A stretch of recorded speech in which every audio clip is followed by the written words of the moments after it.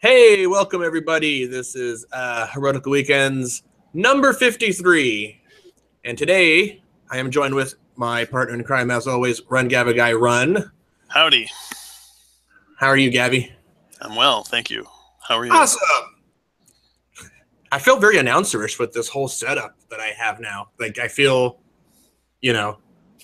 like I should be on the radio or something. But this week, we're talking about a video that I sort of ran across online from this dude called Deflating Atheism, who it's called "Is Atheism a Delusion?" And it's filled with all sorts of derp, and so I figured that it would be a great topic. And our old friend Trey Jadlow is back. Me and Gabby had a bit of an interaction with him this week, and so we'll get into that.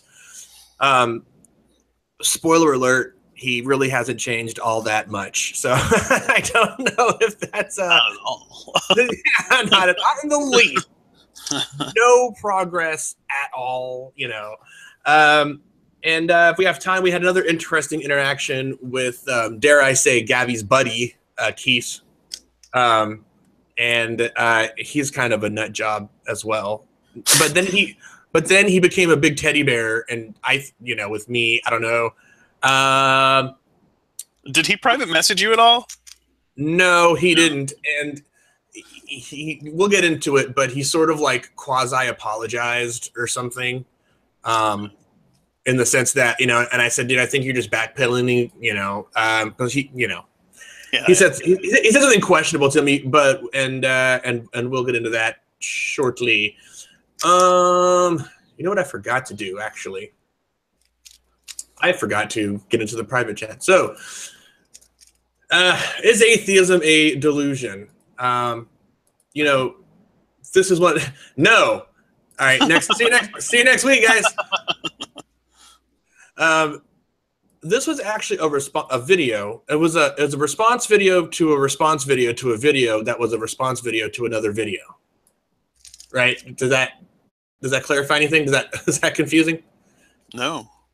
So there was a back and forth between somebody by the name of Inspiring Philosophy, and I don't really know a lot of these these crazy YouTube Christians, whatever. But so these guys from the Rational Channel, which is the name of their YouTube channel, they responded, and then Inspiring Philosophy responded back, and then the Rational Channel responded to him, and then these guys jumped on it and attempted to sort of pick it apart, and it was a giant clusterfuck. So what I would like to do first of all is kind of go over the kind of setup that they have. So of course, there's this guy named Deflating Atheism, and if you've ever been to his channel, his intro is basically making fun of atheists. And he seems to be like a really angry, just a really combative, angry guy. And the other two guys in the group, there's a guy named Max Colby, which I think I've heard his name before, but not a lot of people deal with him, as far as I know.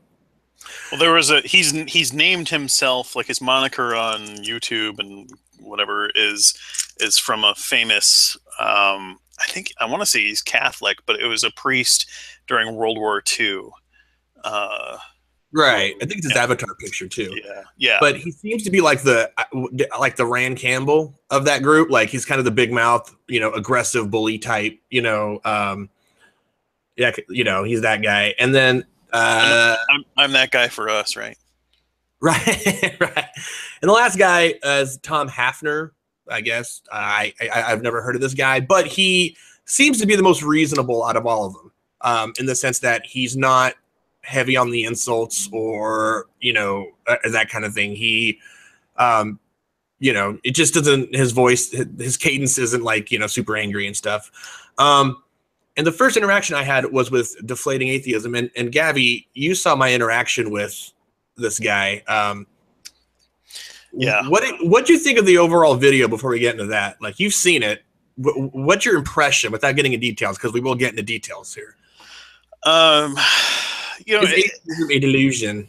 It just reminds me of three guys who don't really understand philosophy or even just argumentation in general, sitting there talking shit about what other people have said, and they're not actually posing real arguments. They're not. I don't know. It was difficult to watch because they really don't have a clue what they're talking about. Yeah, it took a lot of work because and like I said, we'll get into it, but even my short interaction in the comments thread, you know, my first comment was, you know, they have a hard time understanding the burden of proof. They don't feel that they have any burden of proof, and this was said explicitly by Max Colby during the hangout. But you know, I said, why is it something to the effect of why is it unreasonable to want, you know, an argument that that has supportive premises or something along those lines, right? Like, why would you know? And he started calling me like a fucking imbecile, and you know, like it's just very like it just gets like it's like this very angry, and I'm just like, dude, like you know, like what's your issue, you know? And he's like, you know, it's defensive, and he's at one point he's like, okay, you're either stupid or you're lying. Which one is it? And I was like, just why are you yelling at me, dude? Like I don't even understand. Like I didn't say anything even sarcastic. I went into sort of like, you know, pseudo intellectual, calm, you know, like YouTube poster, and I'm just like, okay, well, you know, the context of my statement was, you know, for you know, regarding the burden of proof, which you guys seem, you know, to not think that you guys have, and he's like, we don't have any responsibility to convince you, blah, blah, blah. And I'm like, okay, no one's saying you have to. I'm just saying if you want your, you know, if you want to be convincing to others, you know, you may want to look into this burden of proof thing, which they don't think they have. So I do have to give a sort of mention to, gosh, I forgot his name. It's Dark Thunder 808, I think. And he actually started deflating atheism. He stopped posting a reply. Yeah. And this other guy jumped in, and he seemed to be very calm and reasonable and stuff. But his questions got kind of odd. To you know, they don't understand the burden of proof. That's the big issue, because what he says, he starts saying stuff like, okay, well, I want to understand your position. What do you think about schizophrenics that all have the same experiences but are in different locations and stuff like that? I'm like, what? Like what are you talking about, dude? Like I don't even. And I'm like, it's one of those things where it's like, we don't understand this, so you explain this phenomenon, then, you know, that kind of thing. Which I'm pretty sure that's a fallacy, guys. But he ended up being kind of reasonable, and I actually offered. I said, hey, you know what? If you want to write down a bunch of questions, because he said you want to understand the position, quote unquote, the atheist position, write them out, and I'll read them right live on the air, and we can go through them one by one, you know. And he never responded to that. So if you're watching, you know, then hopefully we can help you out there. So just want to give a quick shout out to that guy. Yeah. So I think it's worth like actually going through the first couple of responses, just so people can kind of get a gist of the level of intelligence we're dealing with. So you posted. Do you have it up? Yeah, I've got it pulled up. Are you going to share it, or are you just going to read it? Yeah, I can share it here. Hang on. I can read it too, but here, hang on. It's been a long time since I've done a screen share. See, this is what happens when I spoil you, Gavin guy. I know it. And I do all the screen sharing. You can see my screen now. All right. Okay. So you said, I don't know why it would be considered delusional to expect someone to support their supernatural claims with argumentation and evidence. I don't think he even understood what you were saying. like at all. Can you white box it? Because I'm going to laugh. Yeah. Okay. Sorry. I think you need to white box me too, but so anyways, and then he says, that's not what an atheist is, you fucking imbecile. Yeah. I'm like, you know, really, really nice, kind, patient Christian, right there. Yeah. So says, yeah, I know, I'm an atheist. It seems you and your buddies are the ones, the one that need a lesson on the subject matter. By the way, I understand that you seem like an internet badass on your channel with name calling. But if, and I guess you, I don't know what It happened to didn't the rest of expand your it. thing. Yeah. So I have no It interest doesn't in run mine. debating with a person who redefines their position in a way that's convenient to them at any given time. Which I don't. Yeah, I was like, "What are you talking?" I didn't even understand. yeah, Like, what is that? We're oh, talking about clearly two different things. yeah, Right. yeah. I don't know. Continue. I'm I amazed by this. It's not that long. okay, all right. So error one, you said I actually didn't define or redefine anything, which is totally true. Yeah. When did I define anything? Please point out where I defined any terms. You were assuming baseless and misconstrued. Yeah, and I think he like from like right off the bat, he didn't understand what you were even talking about. Error It was two, the I whole. didn't. Sorry. Go ahead. I'm saying it's the whole second half of their hangout was Yeah, that stuff. Sorry. Go ahead. All right. no problem. I'm keeping So myself contained here. I didn't ask you to debate. I offered you a platform to defend your position. Again, your assumptions are baseless. Of course, of course you'd be throwing First Peter 3:15 out the window as well. What I was actually responding to was the part of the hangout where you guys were talking about atheists, asking Right. you to support your position. Yeah. Yeah. So, yeah, and you offered to, yeah, and the circle jerk, you said, like you say later, yeah, is exactly what that hangout was. Right. There's no substance. Yeah. It's three guys going, yeah, that's right. Yeah. So yeah, it's yeah, that's the level where we're at. I don't know if his it's I don't know. It makes me wonder when people are that. It makes me wonder if they're really, really insecure, if they have to go straight to like, internet badassery, like another keyboard hero, you know what I mean? Like that kind of thing. And even then it was like, hey man, if you want to talk about it, that's cool, but, and then they're just like, no, nah. So let's get into this video a little bit. I'm not going to do live video clips because I don't really, I had to hear this hangout once and I really don't want to hear it again. So correct me if I'm wrong here. So the first whole 10 minutes of the video, which was supposed to be a response video to the Rational channel, didn't even have anything to do with it. It was basically how atheists are pretty much in denial and they're dumb. That was the whole first 10 minutes. About 3 minutes in, they're comparing atheism to autism, ADHD, Asperger's, and that kind of thing. What'd you think of? Remember any of that, Gabby? Yeah. What do you think of that comparison? Like they were so sure of themselves, To me, it sounds like they haven't looked into the subject matter at all. Yeah, I mean it's. Duh. Yeah. Another spoiler alert. I know many people. I know some people who are autistic. My nephew is autistic, and yeah, he's. I wouldn't go as far as classifying, atheism in that way, but okay.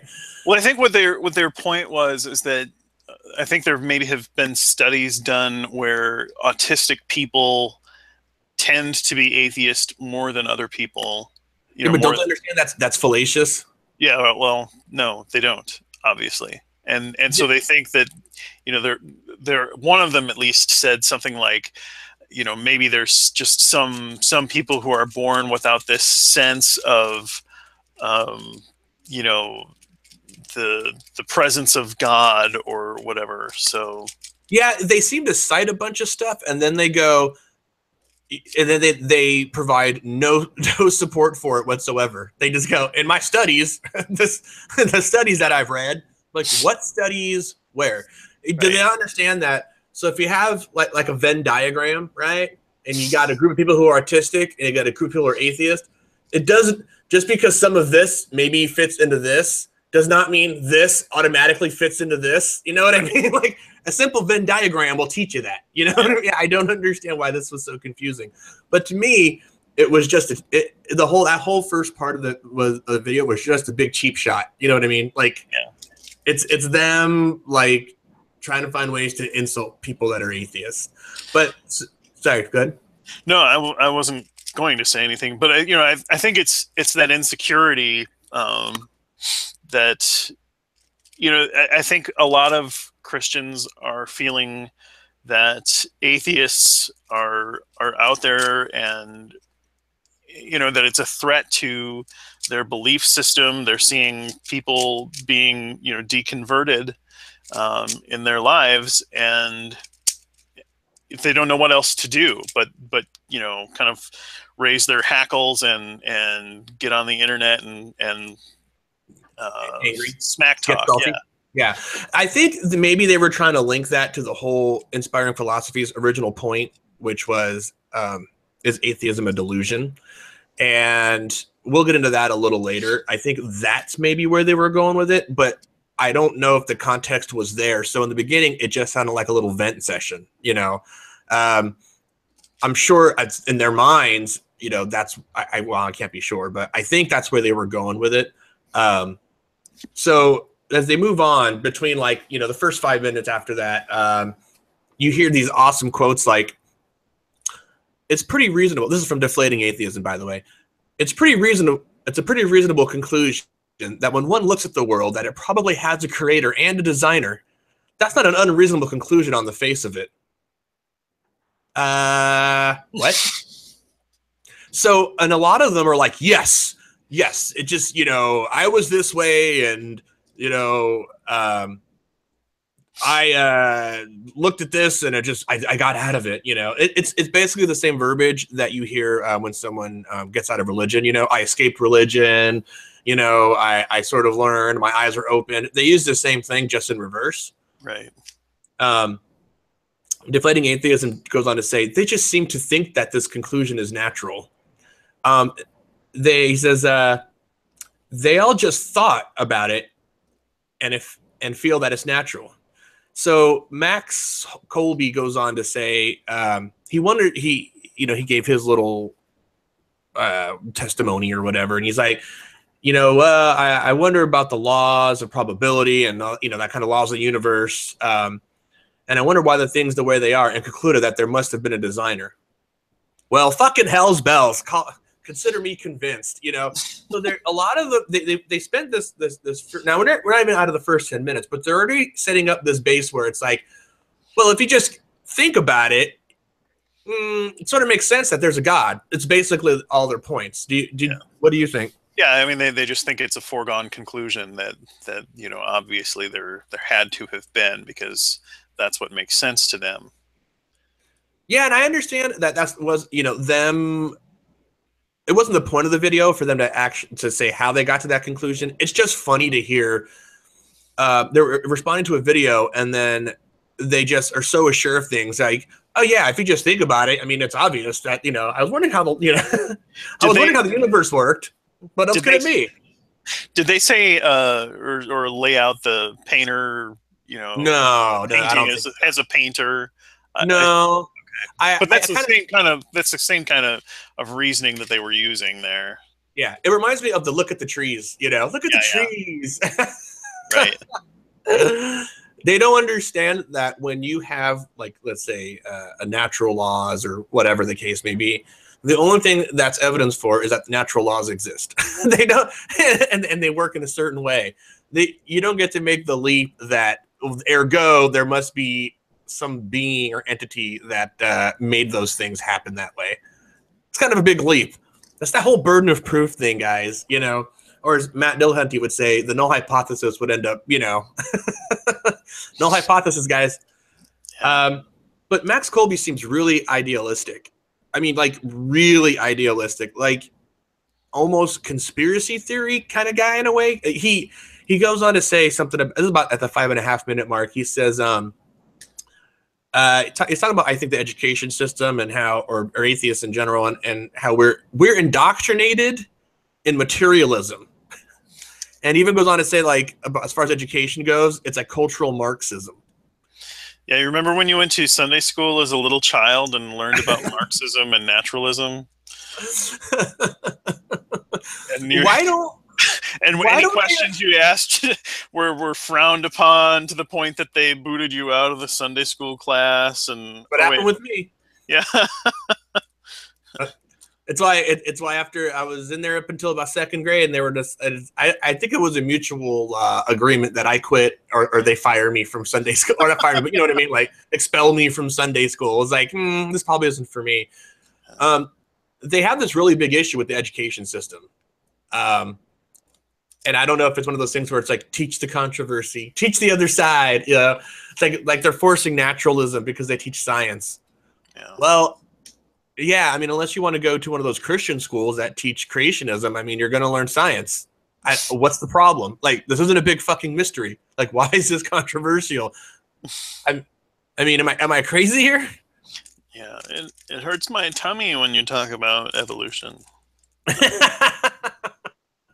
It makes my tum-tums. Yeah. So they finally, this is about 10 to 12 minutes in, they finally get to the actual video, right? Once they get out all their saltiness and they're bitching and moaning and complaining, and atheists are so they start playing the video, and right off the bat, the Rational Channel, their response video, they start to clarify the definition of the word delusion, because, and mistake me if I'm wrong, Gavin Guy, but Inspiring Philosophy's video was to point out that having a theistic sort of belief is innate, and that's backed up by science. So when atheists say, you know, theists are delusional, it's really the atheists that are delusional, and that's supported by science. So in the response video, they were trying to clarify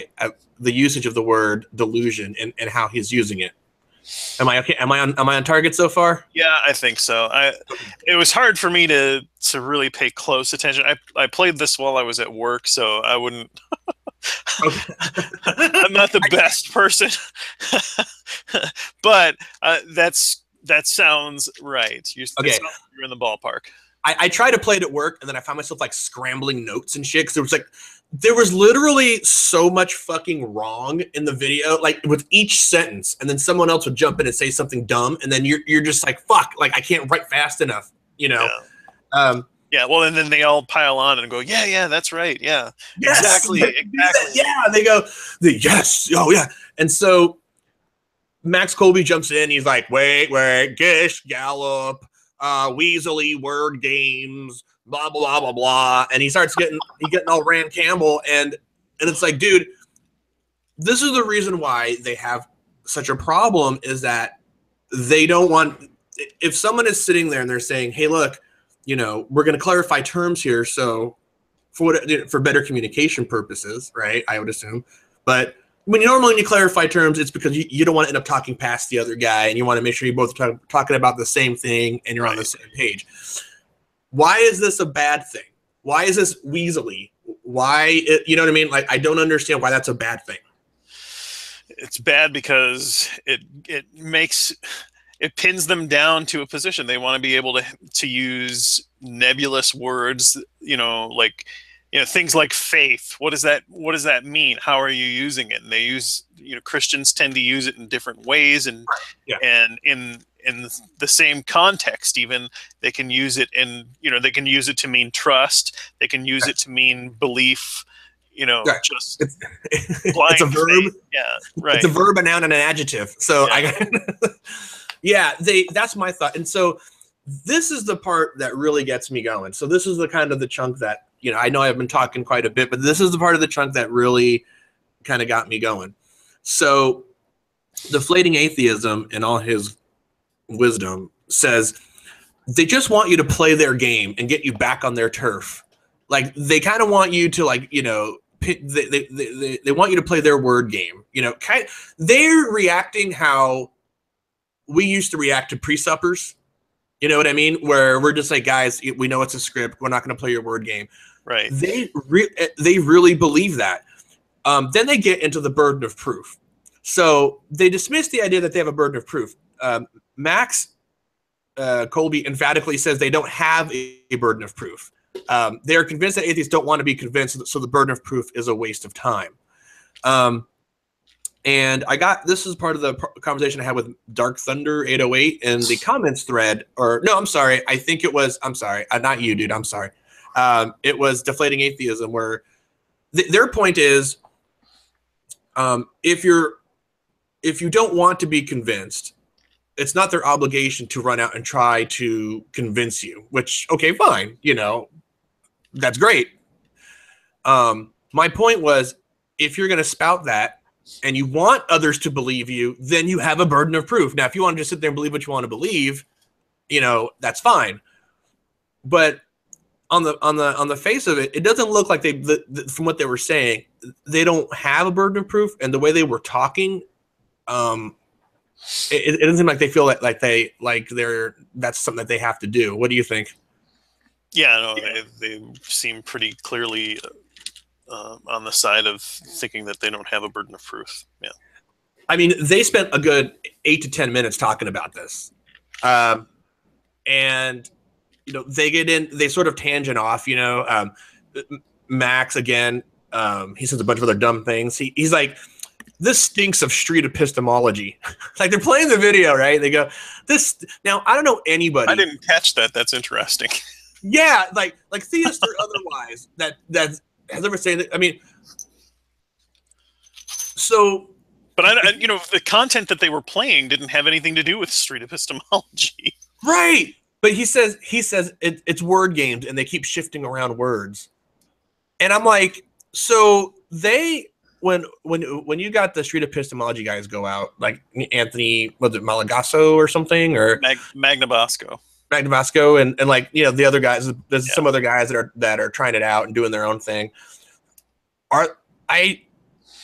None of what they're doing to me is word games. Like, they're not. Not at all. The whole they're not point trapping is, anybody. They're just asking questions. Yeah, the whole point is to ask questions to find out. I mean, essentially, what people believe and why they believe the things that they did. If they have used reliable methods to come to the conclusions that they have reached about whatever it is that they believe, and that wasn't even close to the approach of any of the content that they were playing back from either of the original source videos. Yeah, neither Inspiring Philosophies video or the Rational Channels video either had any street epistemology, but It's weird that he equates those things, and so this Max guy already has he's just really angry, like when you hear him speak, if you ever happen to listen to the video again, or if you remember, there's a great disdain in his voice talking about atheism or atheists or whatever. It's really quite telling if you're listening to it. There's almost a disdain or a disgust. It's very angry guy, and I don't know why, but it just seems like out of the gate, he's not going to trust anything an atheist says. Like, if you were honestly just trying to have a conversation with the guy, and you go about saying, well, like I was doing with Deflating Atheism, am I playing a word game? Right. I mean, am I doing that? It just seems like he had this knee-jerk reaction to this kind of stuff. Yeah, it's going to come out of the gate swinging and attacking you no matter what you have said. Right. If he identifies you as an atheist, he's going to come out swinging. Yeah, and he calls so he calls Sam Harris a horrible pseudoscientist, which I thought was funny. And when all of us, on here, me, you, them, everybody, with the exception of a few people, aren't actually scientists. So it's like, we're all kind of laymen, dude. I mean, I know Sam Harris has a background in neuroscience, right? Sam Harris. Yes. I'm not sure if he's still active doing that as a day job. I don't think he is. I think he's gone like basically full-time like atheist spokesperson activism. Yeah. Yeah. So, but it's he's weird. still well versed in the literature and Sure, and I'm sure he keeps up with it. It's his trade, you know what I mean? But it's just funny that they go. He was like, Sam Harris, like basically what he does is it's all pseudoscience, and they start joking about like the God helmet and all this stuff. And the whole point being, really, when they get into it, is the natural position that a lot of humans fall into is believing in something greater, right? And correct me if I'm wrong, Gavi, but it's that whole wind in the bushes thing. Like as an animal, early man or whatever, you hear, you're at the watering hole and you hear the wind of the bushes. Is it a predator? Isn't it? You know what I mean? Like right. The way So the way the human brain works is that it sort of fills in the blanks in a lot of ways. There's what's his name? Michael Shermer's book, The Believing Brain, talks about this and how we have an overactive kind of natural propensity to assign like personhood or agency to natural phenomenon, which is why people thought lightning was the result of gods and things like that too. And the reason for that is when you hear the example Shermer gives frequently is, if you're a primitive man and you hear a rattling in the bushes, maybe it's a tiger, maybe it's the wind. But if you respond, thinking that it's a tiger and respond, if it's the wind, there's no harm done. You maybe ran away and you didn't have to, so maybe it's a little energy expense. But the other way, if you have a false negative and you think that the tiger rustling in the bushes is the wind, you can get eaten. There's that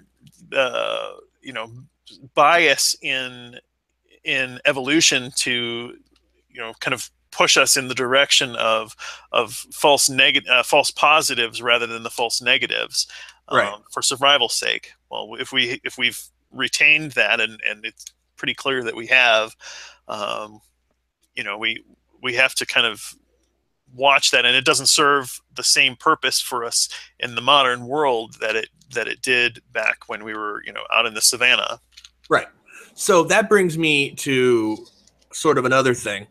So that is how I understood like how the human brain works. And it's also applicable in other situations, not just like the predator thing, but like our brains, will grasp or look for explanations. That's because the human brain is such a sort of problem or puzzle solving mechanism, that it will, it's constantly working to figure stuff out. That's why we've gotten as far as we have, but they don't seem to think that. They think the other way. They think, well, obviously, if we have all these otherworldly explanations, and not believing these otherworldly explanations is the delusion. Well, I don't even know if that's the right term, use of the word delusion, but that goes back to what they were arguing about before. But that's why that's why when Inspiring Philosophy's video says, well, look, it's backed by science. Science says it's natural to believe in supernatural things, but it's not it's not used. You know what I mean? Like it's not saying that that's right. Yeah, exactly. It's saying we may have a propensity to believe those things, but that doesn't mean that it's true, that the belief is well founded or reasonable or verified. Yeah. It reminds me of this video I saw with Neil deGrasse Tyson a while back, and it was in a talk show, and the talk show host asked him about optical illusions or something along those lines, like visual optical illusions. And I forgot what the context was, but they asked him to explain why people see a certain thing or something. And he goes, they shouldn't call it optical illusions. What they should call it is brain failure, because your brain because your brain is forming a thing that isn't, you know what I mean? Like it's trying to make sense of what it's seeing, and when it can't, it'll formulate an image, right? Right. Of course we all see the same things or similar things, or most most do, because of we have similarities, blah blah blah blah, and he kind of goes into it a little bit, but yeah, well, and that is the perfect analogy to their argument that most people believe in a god or whatever. Well, most people see that given these lines and this context, people think that the lines are all the same length, or that one line is longer than the other, when it's we can measure and see that the perception that we have is wrong, and right. and the fact that most people believe it or most people see it that way doesn't tell us whether it's true or not. So that's the whole of it, guys. Do right. you want to believe something that's true, or do you want to believe something because most people perceive it that way? Well, duh, obviously. Obviously we believe it, it's natural. I mean, so they John F. McDropout is in the live chat. He says, natural, like pooping your pants. Funny, I laugh at anything that involves poop. So so Max Holby, they go on, and he's I love this quote though. He says he talks about there's a growing cognitive dissonance just to keep finding 50 bazillion ways to conclude there is no God. They, at this point, about that 25 to 30 minute mark, they start rattling off all these they're very unsatisfactory reasons about why atheism is a thing. They said atheism is going against our cognitive thinking and is unnatural. That's from good old Tom Hafner there. I don't think that's the case, Tom. Do you care to? I mean, it's like they make all these leaps and assumptions. I don't understand where they get this information. It seems to me that they may be misreading the information, or maybe getting it from a bad source, or maybe reading only partially the information. But where do you get atheism is going against our natural cognitive thinking, and it is unnatural? It's probably some apologist website. I mean, if it's unnatural, I wouldn't conclude that there. I wouldn't have conclusion that I don't believe in a God. You know what I mean?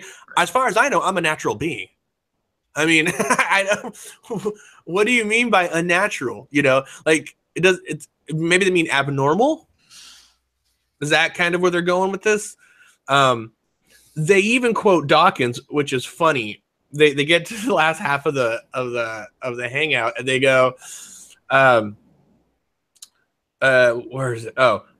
Deflating Atheism says, oh, why does Dawkins say that we have to override our evolutionary programming? Like this goes back to what we were talking about before, right? What he meant by that was what we were talking about before with the wind and the tiger and that example. I mean, have you heard that quote before, Gabby? Which one? Dawkins. There's a video of him like he's being interviewed or something, and he says something to the effect of, we have to override our evolutionary programming. And the way Deflating Atheism was saying it was like it was some sort of gotcha question, right? Like, well, if theism isn't the natural state, right, then why does Dawkins say we have to override our evolutionary programming? And then he says atheists are incapable of making an intelligent point, and they can't even make a dumb point that's at least interesting. So a lot of salt in there. A lot of salt in that vagina. Just poison in the well. That's all that is. Right. They're poopy. They're not actually responding to the content. I think because a lot of the stuff that they're pulling out, they really just, it's above their heads. They don't get what's being said, and their response is, beating up straw men because they don't even understand the content. It's not even straw men because they're not even representing even close to what's being said.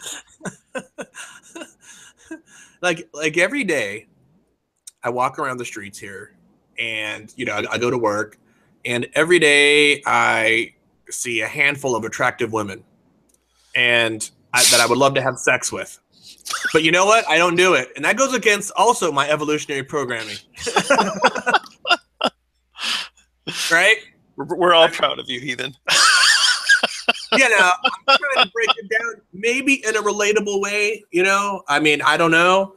It's like there's a lot of ways that we go against our evolutionary programming, quote unquote. Right? I don't even know the context of why what Dawkins was even saying in that quote. It could be something completely different. Yeah.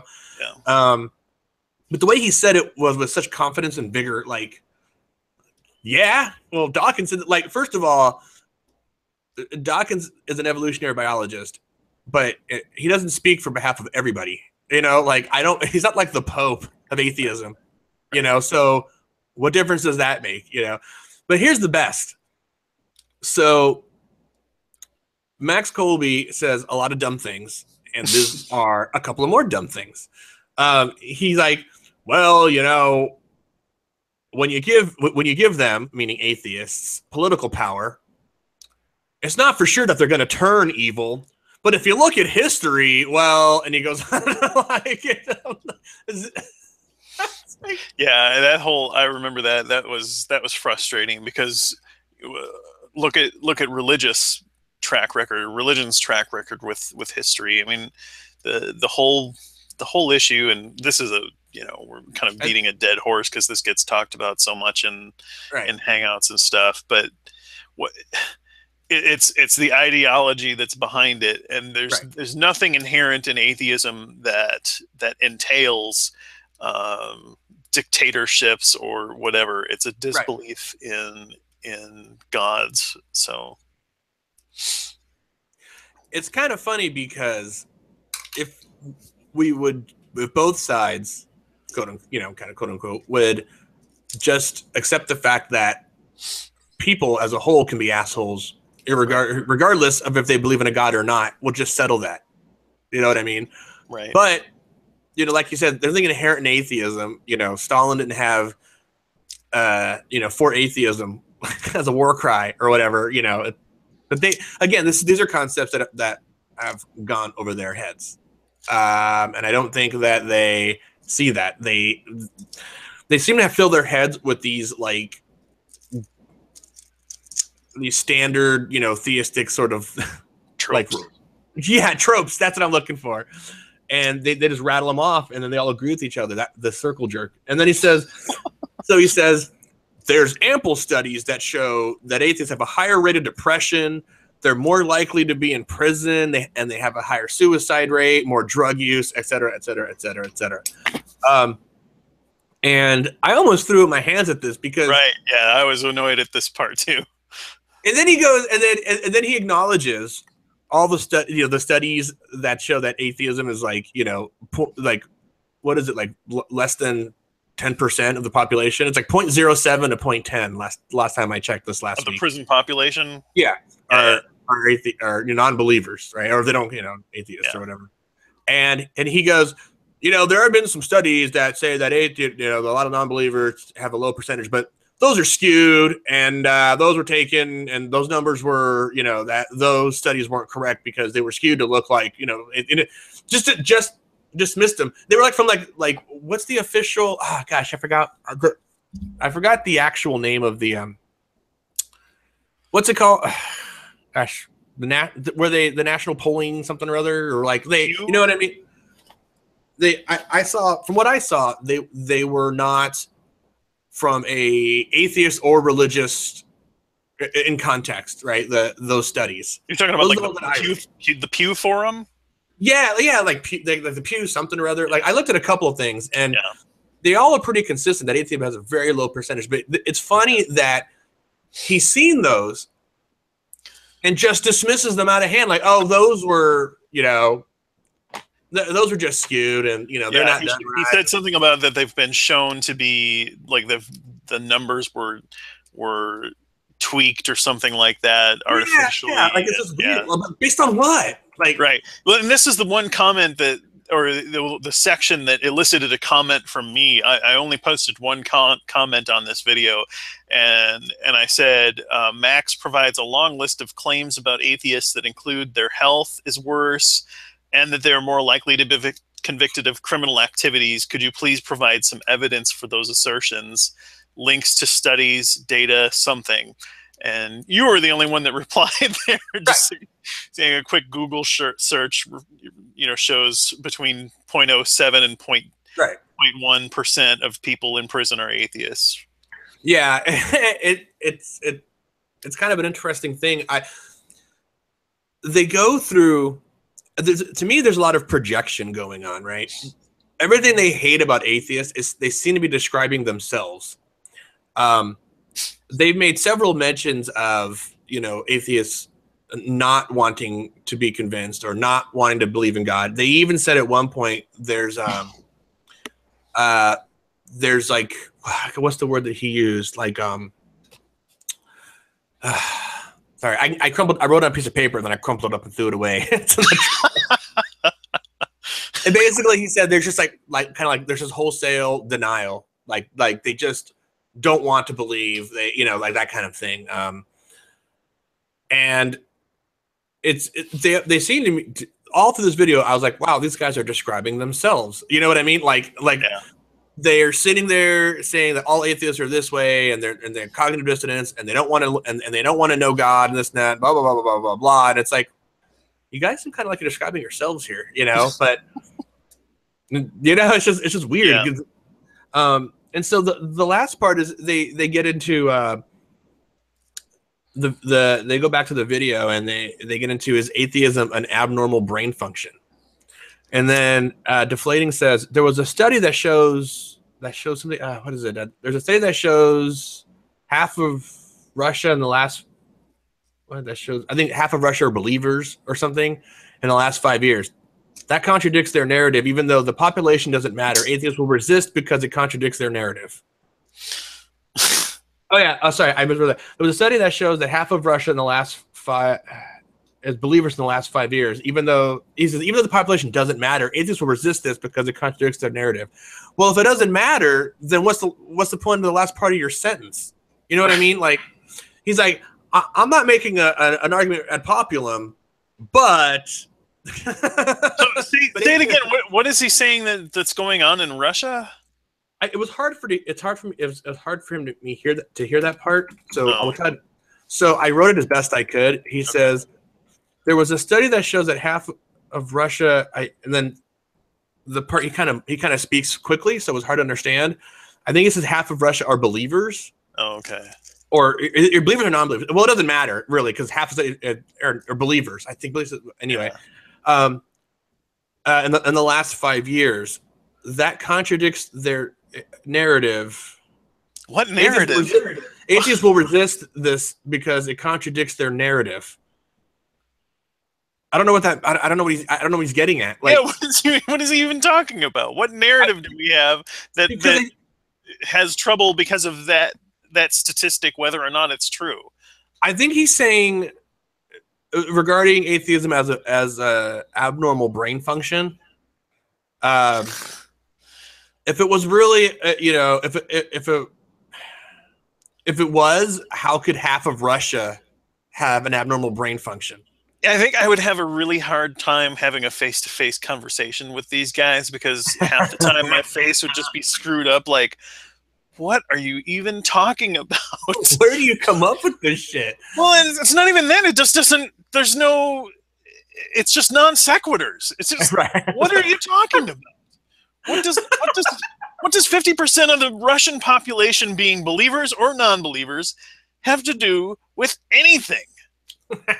with our narrative, bro. What narrative? Please explain. Please unpack this for me. They don't have to. They don't have a burden of proof to explain anything to you. That's what they go by. Through all this video. By the way, I love an angry Gavin guy. I love it. I should just picture that pisses you off to talk about. That way you just go berserk. I'm smiling. I'm not angry. I just just trying to understand what they're talking about. You wouldn't be able to respond because you would be slamming your head into the desk or wherever you are, in front of your computer. Just shaking my head in bewilderment. Like, what? Right. That was what I was doing when I was having that text conversation, and he was like yelling at me, and I was like, "What are you talking about? Like, I don't even know. Like, why are you?" First of all, what your response had nothing to do with what I was saying, and then now you're calling me names. Like, what's going on here? Like, why are you so mad, dude? I just think all these guys need to beat off more. That's just me personally, or get laid. But I would. It just doesn't make any. Yeah, they seem. You asked in our kind of private group about where these guys fall as far as intelligence or whatever. And I think G-Man is smarter than these guys, because I think you could get into a conversation with these guys and just blow them to bits, and they wouldn't even realize it, and they would think that they won. I think G-Man clearly understands when he is in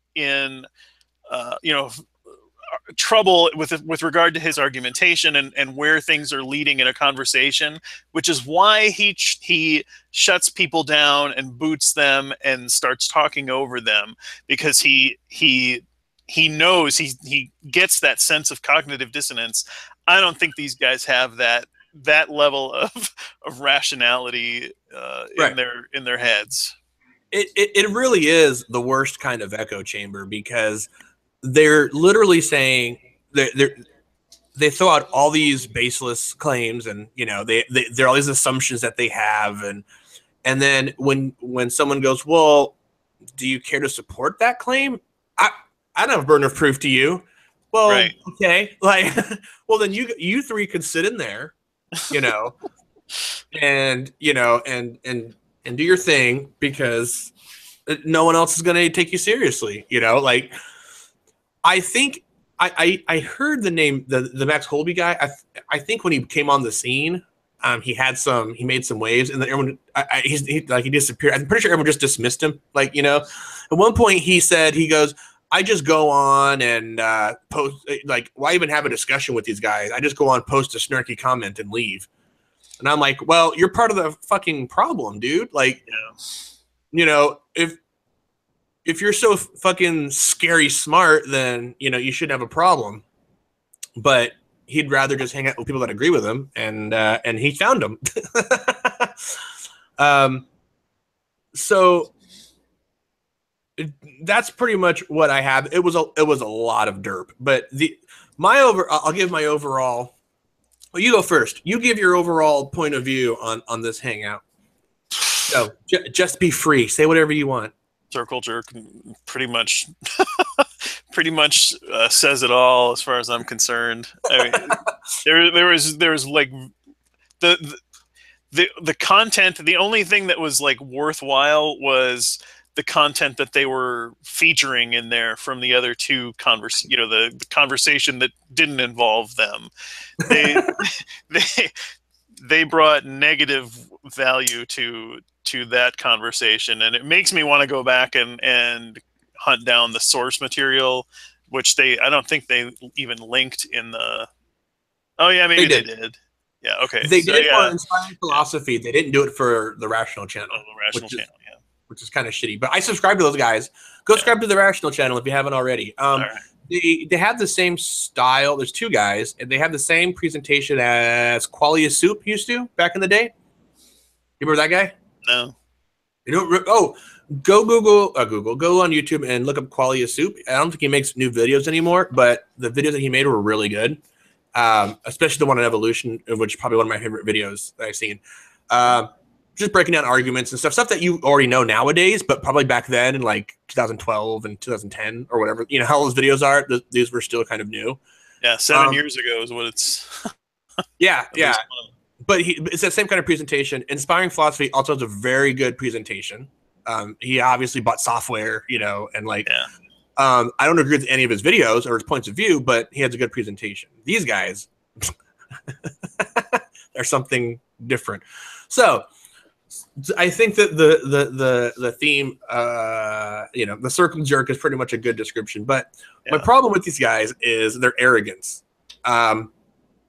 These are guys that can't, or to me, don't seem like they can find or have a productive, be a part of a productive discussion outside of their own hangout. When Max was talking about, I just come on, make a starky comment and leave because what's the point? The point is if you're not willing to have a discussion and you think that, someone asking you for, a citation or what do you mean by that or whatever, if you think that's a word game, then I can't help you. Nobody can help you. You may want to take an adult education course on this because, I don't know what the problem is with that. Like when I mentioned before, I was in that comment thread with the Dark Thunder 808, and he asked me about schizophrenics and blah blah blah, and I said, hey, look, I'm not aware of any situation where schizophrenics experienced the same thing and they're in separate locations. So I don't have an explanation for that because I don't know I don't kind of know what you're talking about. Can you send me a link? You know what I mean? Right. And they don't understand. We just finished talking about the burden of proof, and he seemed like he wasn't being combative with it. And then the very next post is like, oh yeah, but well, what about this situation? I'm just like, dude, I don't even know if your situation is right. Like, are you just making shit up? That, what are you talking about? Right. So it seems like they lack the ability to put themselves in the shoes of the other person and to think, if I was the one trying to be convinced by what I'm presenting, would it be compelling at all? And if you can put yourself in the other person's shoes, at least partially. I mean, it's difficult to do. Like I know a lot of Christians probably think, well, yeah, what I'm shelling out makes total sense to me or whatever. But well, and maybe I don't know. Maybe I'm asking too much. But well, you're under the assumption that they want to. Well, yeah. Convince somebody. Their goal, and even if it says, even Deflating Atheism said to me in the comment thread, I'm not gonna. I forgot what the actual quote was, but he's like, I'm not gonna waste my time talking to someone that doesn't want to be convinced. Well, as wanting to be convinced isn't my point. I don't want to be convinced or unconvinced or whatever. What I'm saying is that if you want to convince somebody else, you would need a burden of proof. It works in every other aspect of their life, right? So, which they don't raise an eyebrow to, and the example that I was going to write, which I didn't, is say you go to work every day and there's some guy who claims he won the lottery. He won $300 million or whatever. And you go, wow, that's great. And then the next day he comes into work and then, the week and, he goes, wow, he didn't quit. All right. He wears the same clothes, drives the same shitty car. You know what I mean? And and pretty much nothing has changed. Well, right. At a certain point, yeah, you're gonna go. Well, yeah, you're gonna start questioning: did this guy actually win the lottery?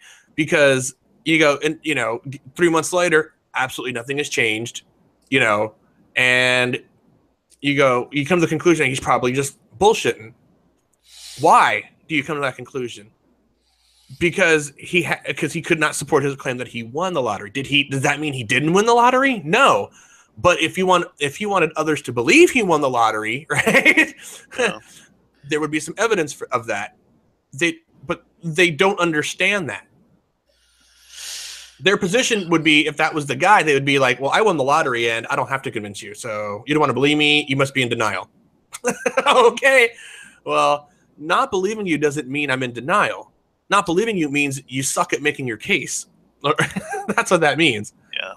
Well, there's no evidence to point that way. It's right. It's not that, and winning the lottery is an example of, we know that there are people who do win the lottery, right? So it's not like this right. You're not claiming that, I've got It's a unicorn in my backyard or something like the that. galactic lottery. Yeah, well, yeah, or something. okay, then that would be another thing. Yeah, so yeah, and that's a very mundane example. yeah, And now you want to you want to take that you you want to claim that there's like some super being that designed and created everything. That burden of proof is going to be quite hefty, my friend. Quite hefty indeed. So that's what I got for those guys. yeah. Are you ready to move on to our good friend Trey Jadlow? Yeah, and I think that kind of makes a decent transition, anyways, because he thinks that he has the scientific proof in this conversation. At least he's the only guy that claims he has a scientific argument and doesn't even understand what that even means. You know what? I don't know if I can find it now. Did I linked to it in the group. I'm going to get to it that way. Yeah. Do you remember the original the original article that had you respond? That you responded to that started that whole thing? Yeah. Well, it was a quote, right? Or so yeah. So he was quoting from Francis Bacon, who he identifies as the founder of the scientific method. Well, I don't know, maybe. But he says, a little philosophy inclineth man's mind to atheism, but depth in philosophy bringeth men's minds about to religion. Francis Bacon. And I said, shouldn't we expect that philosophy departments are filled with theists then? That was the thing that shot the whole conversation off and started. Can you give us a quick overview? You don't have to read anything if you don't want to, but well, I don't mind, but it's long. It's like 150 something. Oh, I must have got skipped. 147. Yeah, I mean, I didn't pull you in until we were well into it, anyways. But give us an overview. Yeah, well, he made the claim that he had scientific proof that for the existence of God or something like that, and that I forget what the deal was. Oh, that his initially he was saying that, you know, the reason that there aren't that the philosophy departments aren't filled with theists was because Kant made this claim that you know, he separated phenomena from noumena from I forget the terms now, but he put God, or the concept of God, in the noumenal realm rather than the kind of empirical phenomenal realm that can be detected, and kind of bracketed claims about God to metaphysics, which he said, you know, we shouldn't bother with, was basically the claim there. And Trey responded that the reason that Kant got this wrong was Occam's razor, and then, you know, so then we descend into this you know, whole line of questioning from Trey that he you know, ended up claiming that, you know, that he had scientific proof for the existence of God. And, you know, so I said, well, please, you know, let's have this. And he I think at one point asked if I accepted arguments as evidence or whatever. It was just a circus of him refusing to actually present the argument that he said that was scientific proof. And and did I concede that science is part what are the two types of arguments? The deductive and inductive reasoning, and oh yeah, I remember that. Just can I give you a quick kudos on this one? Sure. Because this was the first time that I've actually seen you just buckle down. Like, all the way through the thread, pretty much, and just go, can you just present your argument? And then like he would say something and you go, yeah, that's great, but can you just present your argument?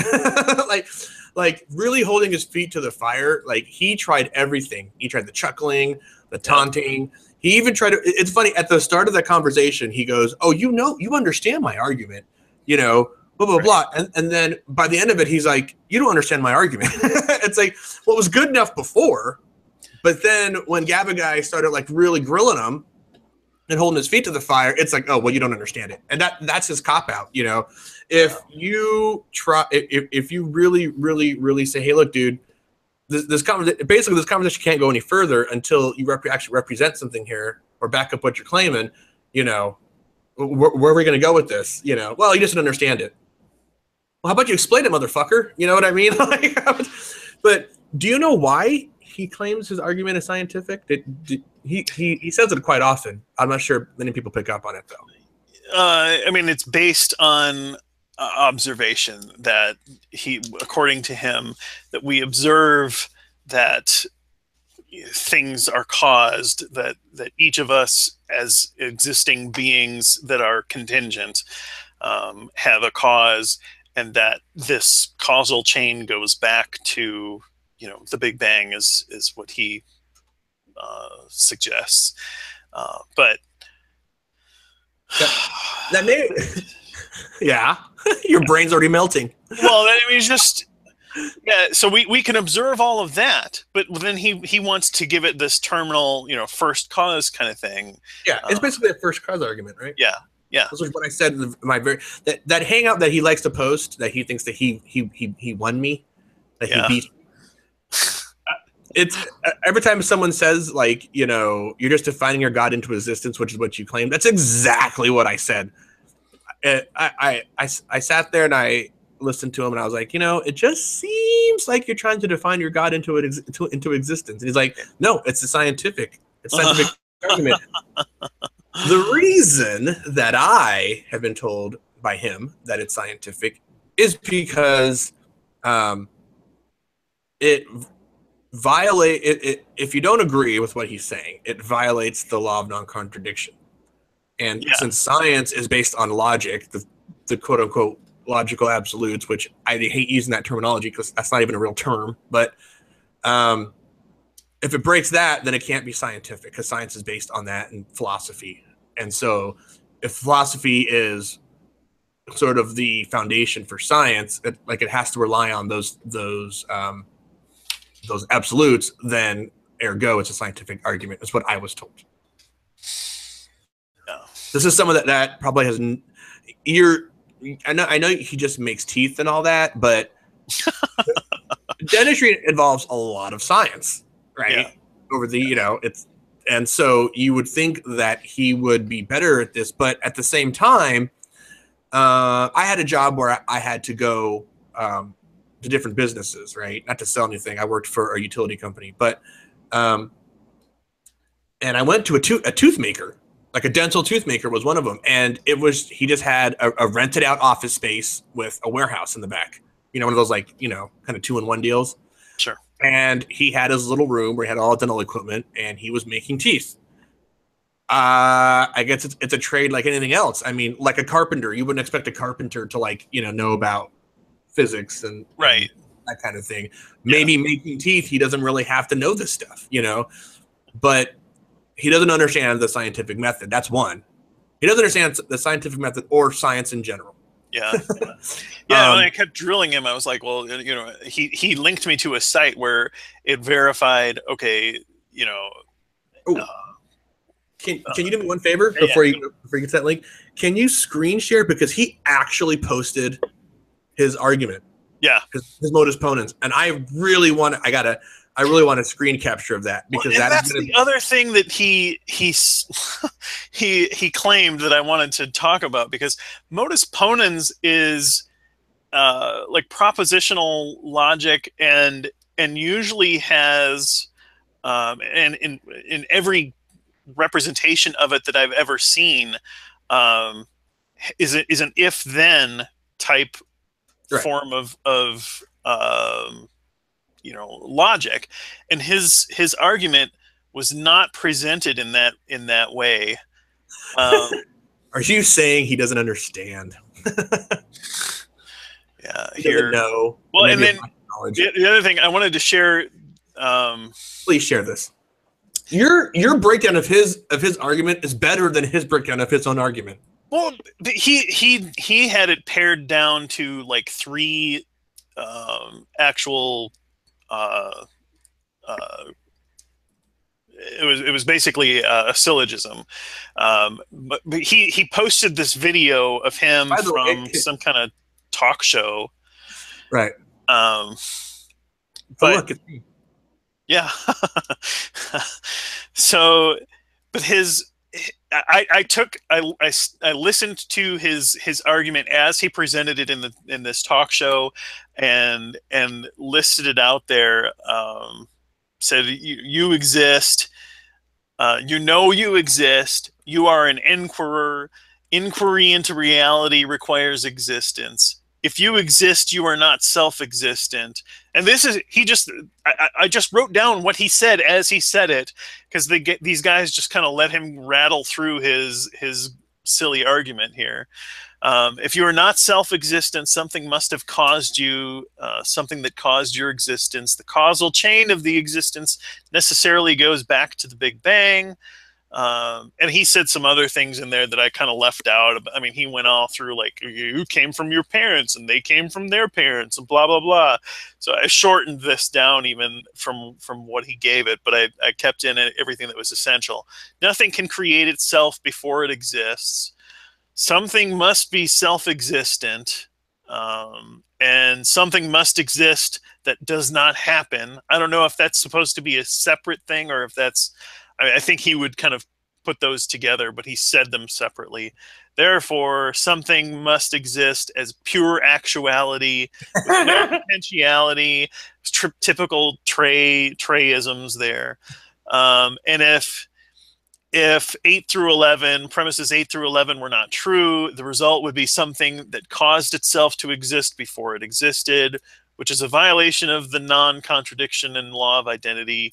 Therefore, someone somewhere must have the attribute of self-existence. So he's slipping in stuff all over the place there that he does not unpack, doesn't justify. The very conclusion. He slips in this personhood part. So, right. And here's his rendering of it. Contingent being, you exist. Contingent being requires self-existent being in order to be. Therefore, self-existent being, God is. And he ridicules me, saying that I left out the part about, where does he say? I don't know. He ridicules me somewhere, saying I left out the most important part, that God's being or whatever, and he calls this modus ponens, which I don't think that is a valid rendering of a modus ponens form of argumentation. But can you scroll down to my response? Yeah, where do you? Oh, yeah, here.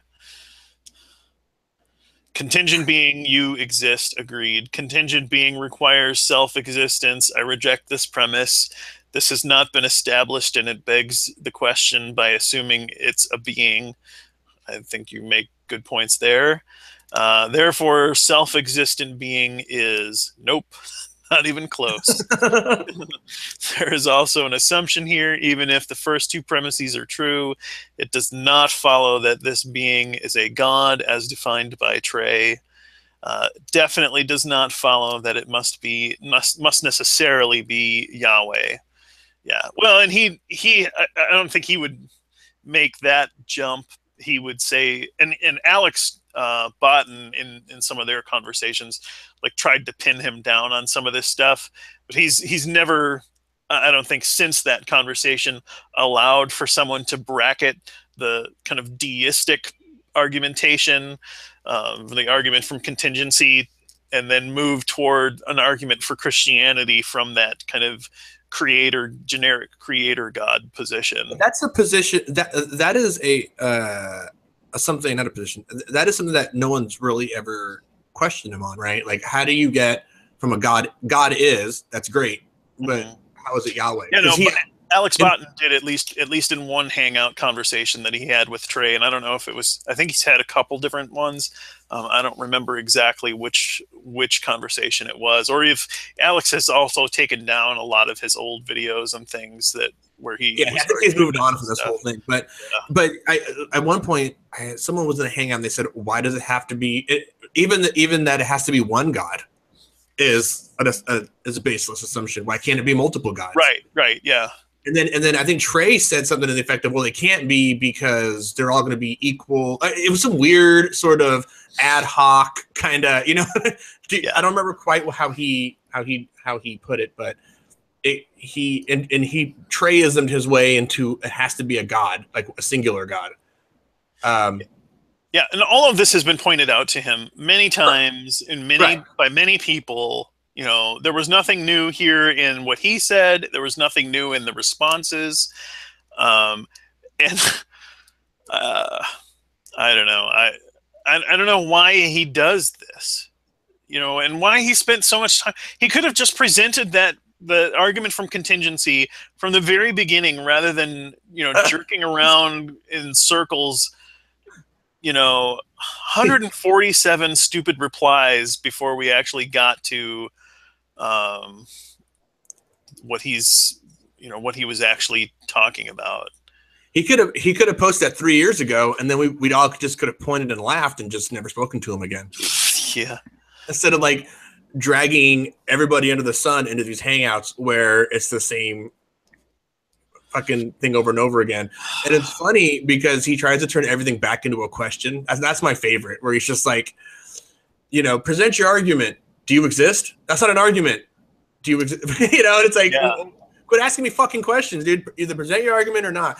Yeah. And I find that when people don't do that, they know inherently somewhere that there's a flaw or a rejection coming. Like it's like if they really felt their argument was this kind of lockdown, like demonstration that this is valid and sound and everything, and they would just present it. It's kind of like I always say, if a theist had empirical evidence for God, they would be going with that. They wouldn't be going with these philosophical, these arguments. They wouldn't go to the Kalam, if they, if God took his pinky finger and, drew a smiley face on the side of Mount Rushmore.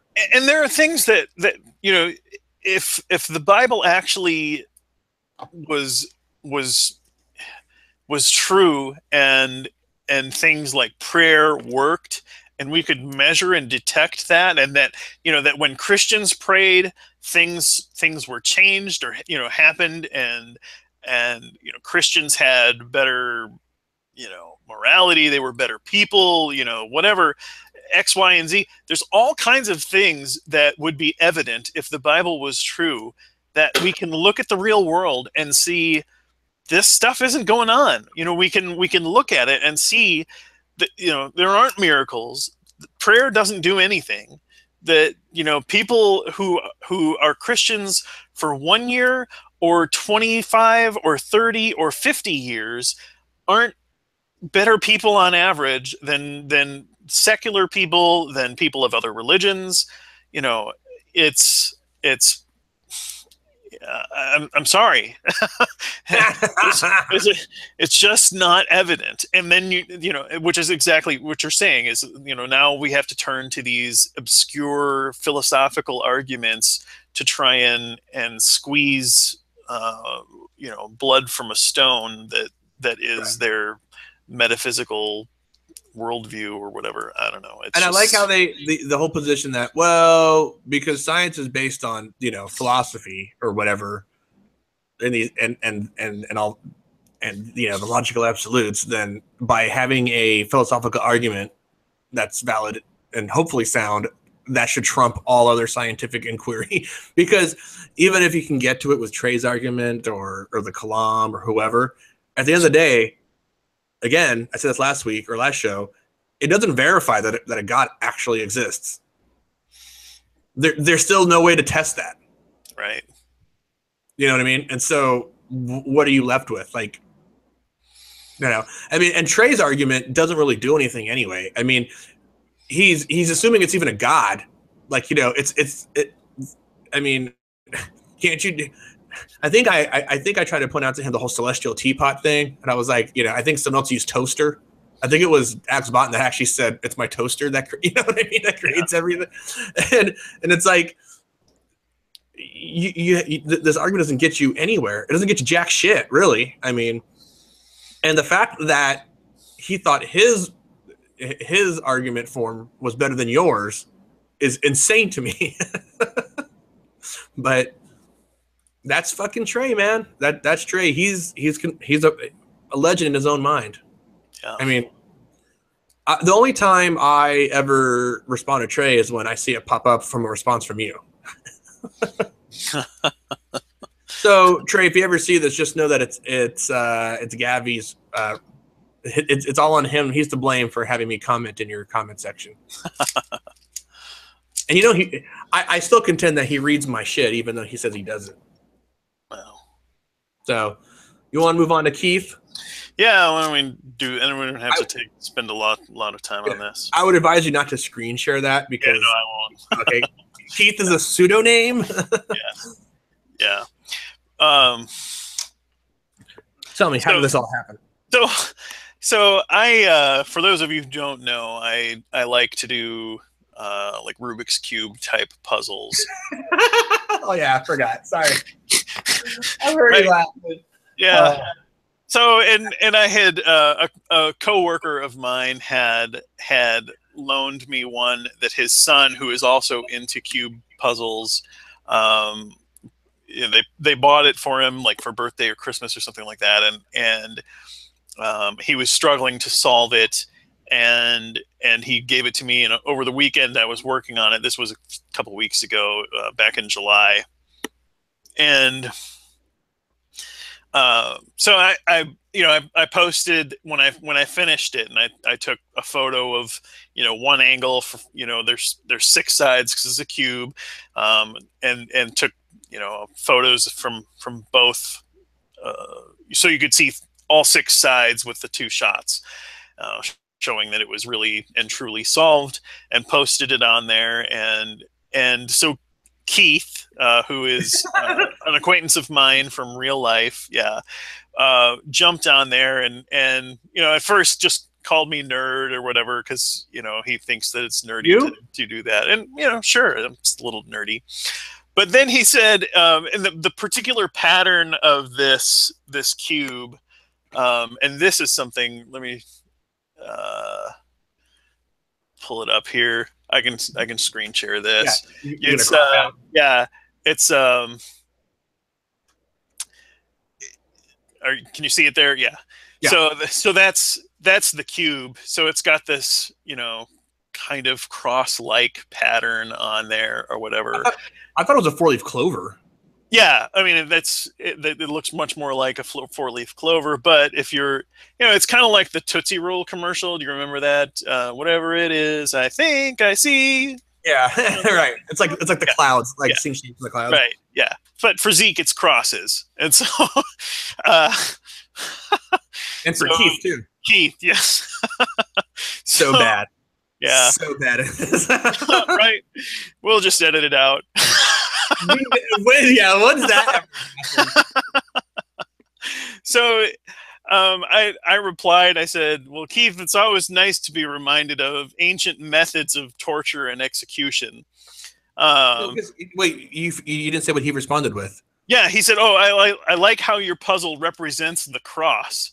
And so then I said, yeah, it's nice to be reminded of ancient methods of torture and execution. And he says, on salvation and sacrifice and true love. And I says, does true love threaten eternal torture? And he says, threaten, no. Warn, yes. Oh, jeez. And then I said, who created hell? And he said, do you believe that hell exists? So he's dodging, obviously. Right. Yeah. And you jumped in a couple said a couple things, and you gave that summary. The best way to sacrifice yourself to circumvent rules you initially put in place, haha, some god, which is great. Yeah, I mean that's exactly right.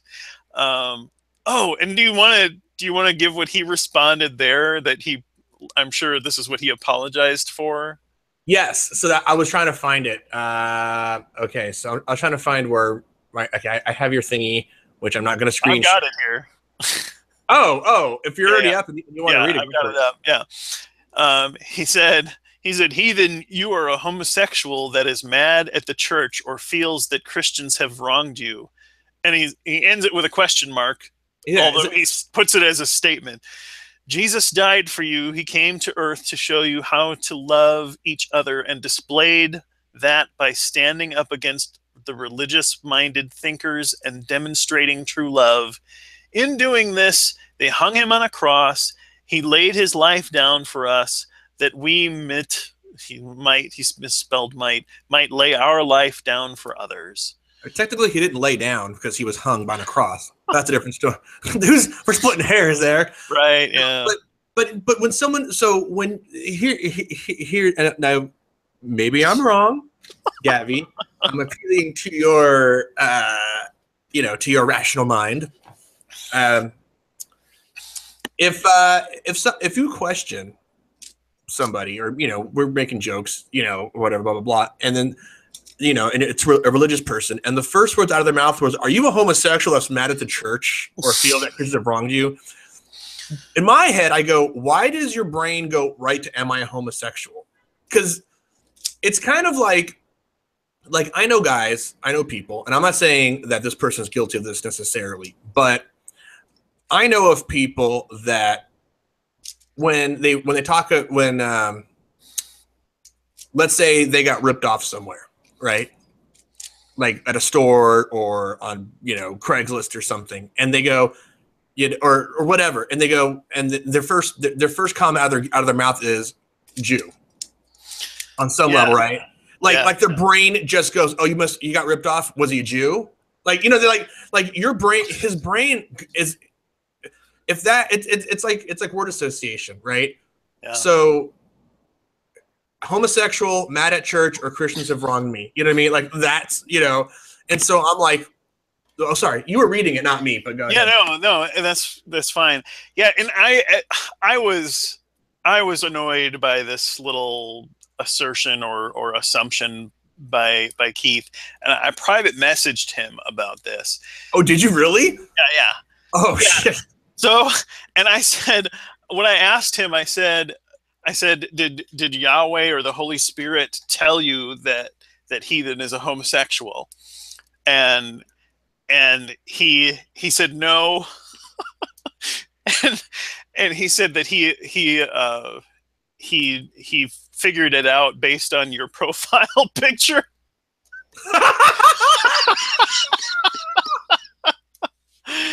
So, but that's my point. Yeah. So now he looked at, by the way, I don't think my profile picture is and really I never even thought of it as remotely looking homosexual. I don't think so either. I don't. Yeah. But he obviously has my I guess my greater point is he obviously has something in his head regarding homosexuals, right? Either they look a certain way, or you know what I mean, or mad at the church, or blah blah blah. Right. So when I responded, I said, what does being homosexual have to do with anything?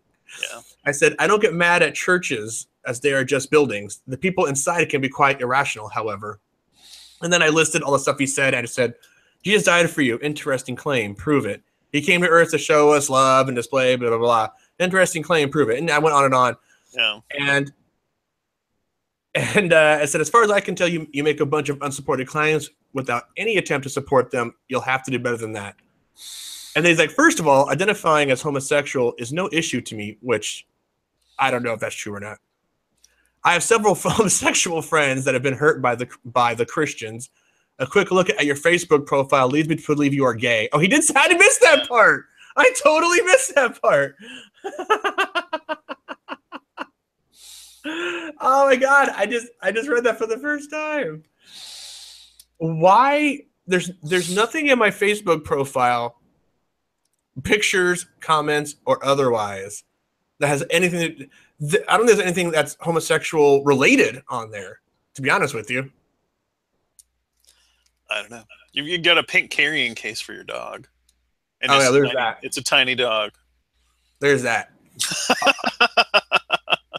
She's a girl. What was I supposed to get? Why would I get a blue carrying case or something for a girl dog? Is it all I wanted to say? If you are mad at the church, I'm sorry that you are hurt, and ask, will you forgive us? And then and then he says, in regards to Jesus' claims, was Jesus a man? I have to start here because I don't know what you accept about Christ and what you reject about him. Can we start with, was he a man? Which to me is, I'm going to start my script because you know what I mean? Like, Yeah. First of all, I never made any claims about Jesus being a man, a real Christ, divine. I just made fun of the whole cross thing that you made a comment on. And so I called him out. I said, first, I think you're backpedaling on your homosexual comment. You know, damn well it was meant in a demeaning way, blah, blah, blah, blah, blah, blah, blah, blah. And I said, if you're going to make a bigoted comment, at least own up to it, you know. And then he said, he's like, you know, I'm deeply sorry for my words. He said, I am more interested in conveying that I meant no harm to you and asking if you are homosexual than typing about Jesus.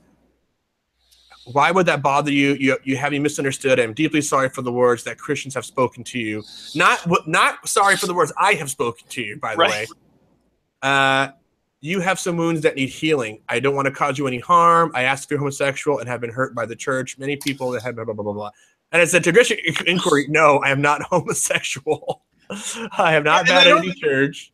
In all of our conversations, you're not somebody that like spent years in the church or, you know, was rejected by a bunch of people in the church or whatever. I don't take you or anything that you've ever said in any of our hangouts or offline discussions that you are someone who's been, quote, hurt by the church. You haven't had enough interaction with the church to be among those people, you know, that have had that kind of experience. I've had enough to know that it wasn't for me. It's kind of like when you let's say you have a buddy and he wants to date this chick who you absolutely know is a fucking psycho and she's gonna like stab him in his sleep kind of thing, you know. And it's you know, it's just it's one of those things where you know, you can warn the guy, but you know, some people have to experience it on their own, you know. And yeah, well, and you know, the reason that I asked him in the private message about whether or not he heard from Yahweh, I think he uses those kinds of questions as kind of fishing for things for people. And you know, like when I first came out to Keith, I was I had gone to church with him, and I came out as an atheist to him over the phone one time after we had you know, kind of a back and forth on Facebook, and he was pressing me to, you know, make affirmative claims about the Bible or whatever, which, you know, really didn't have anything to do with our discussion, if I remember right, but because I think it was, you know, essentially a political discussion.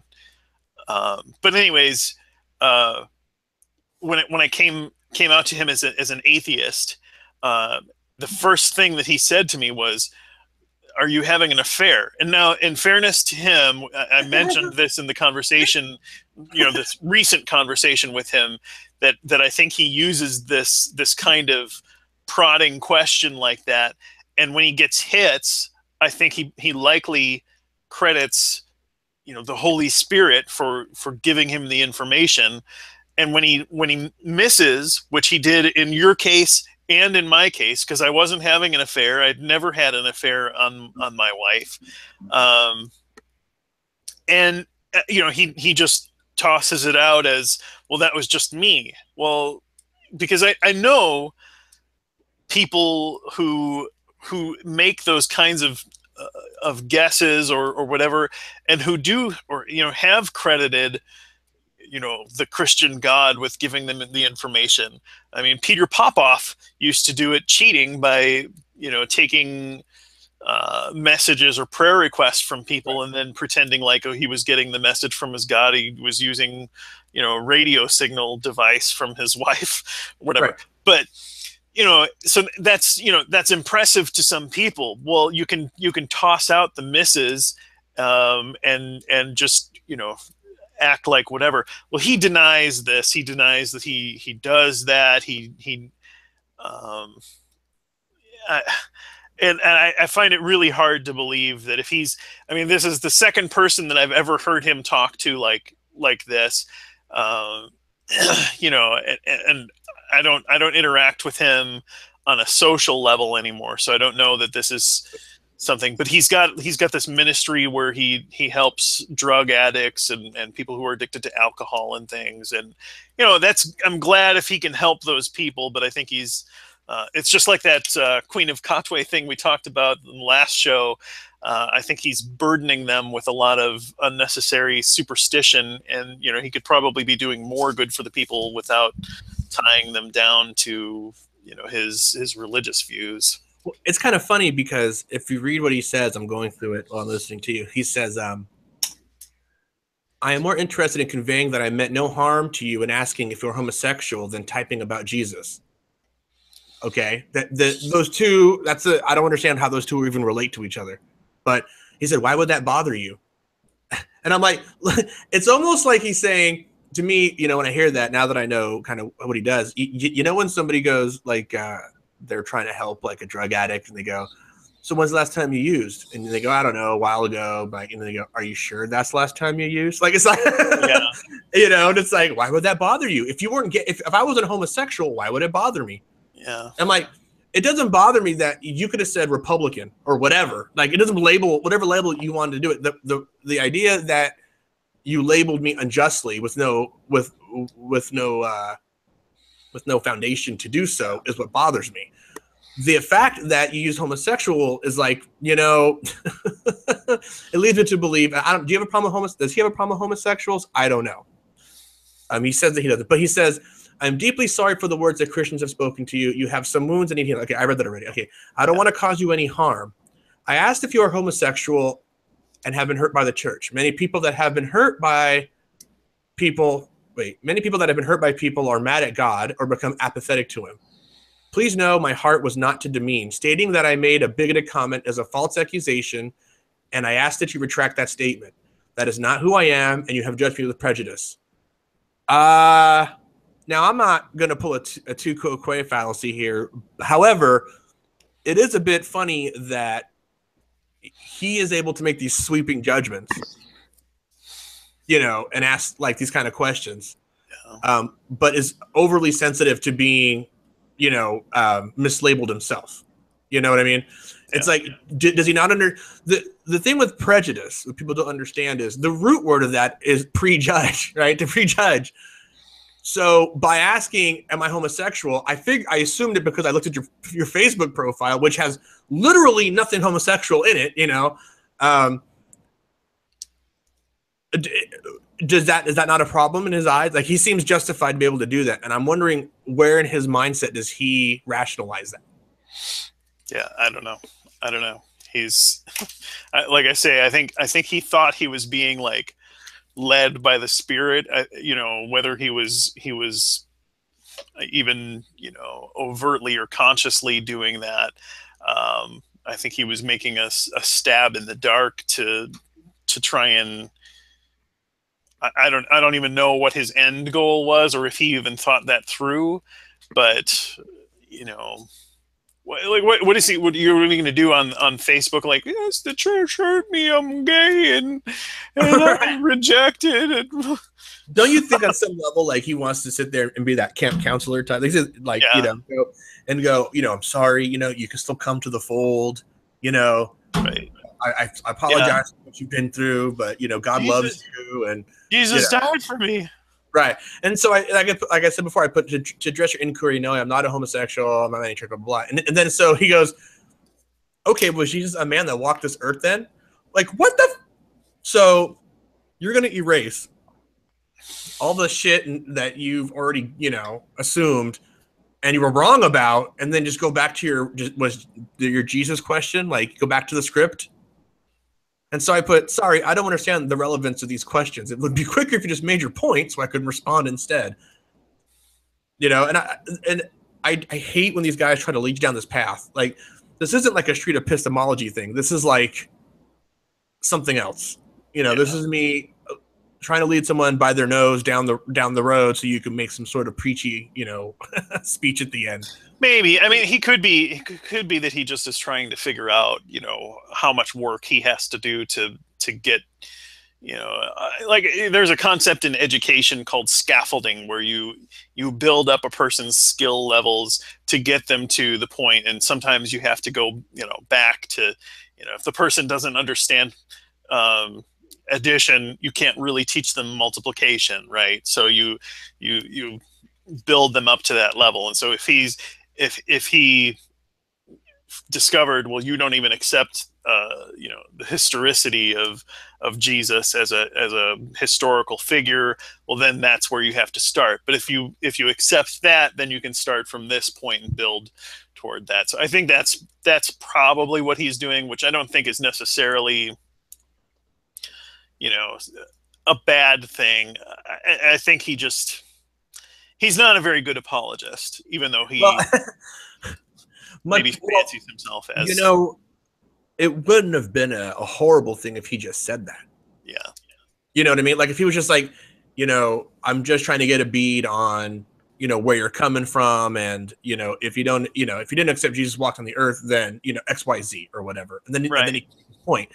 But he doesn't do that. And that's why I said, if he would just tell me what the point of these questions are, we can move on. I can answer them because I'll know the context of what's going on here. You know what I mean? I don't know if he can articulate. I don't know that he could articulate that. Even the reason why he was asking that to say, well, this is why I'm asking you this. I don't know that he has a full grasp of where he's trying to go or how he's trying to get there. Well, that was he never responded. So yeah. I don't know if he didn't get the notification because I wasn't getting the notifications. I would only get the notifications when I opened up Facebook. So maybe he didn't get it, or maybe he just goes, "Look, this guy isn't answering my questions. I'm just going to bail this conversation." I don't know, but he didn't respond after that. So I'm sorry, I didn't mean to have my summation of this go over yours. But if you want to continue on with some of the there was another thread, where he was talking, and this was in response to the question about whether hell exists, and he had asked, "Do I believe in hell?" And I said, "No, I don't, but you do, don't you, Keith?" And he said, now he's talking past me to the audience of people reading, and he says, "This is the foolishness of the atheist. Why would you ask who created something that does not exist? You're attempting to use logic to say that a loving God would not create hell.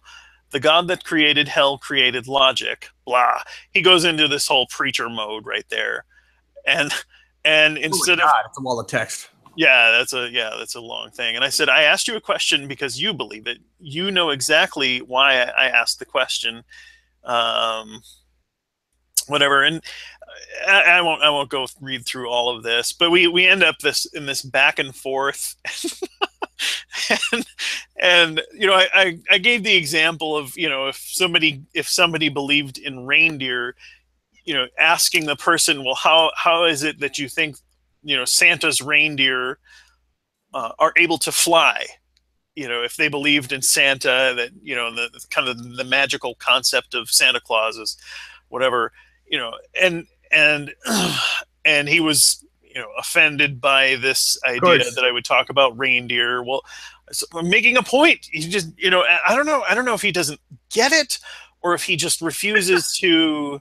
It's whatever. But so then he talks about we ended up in the end talking about the evidence and whether or not there was actual evidence for things. And he was saying that the biggest reason that he believes was because of fulfilled prophecy. in the Bible.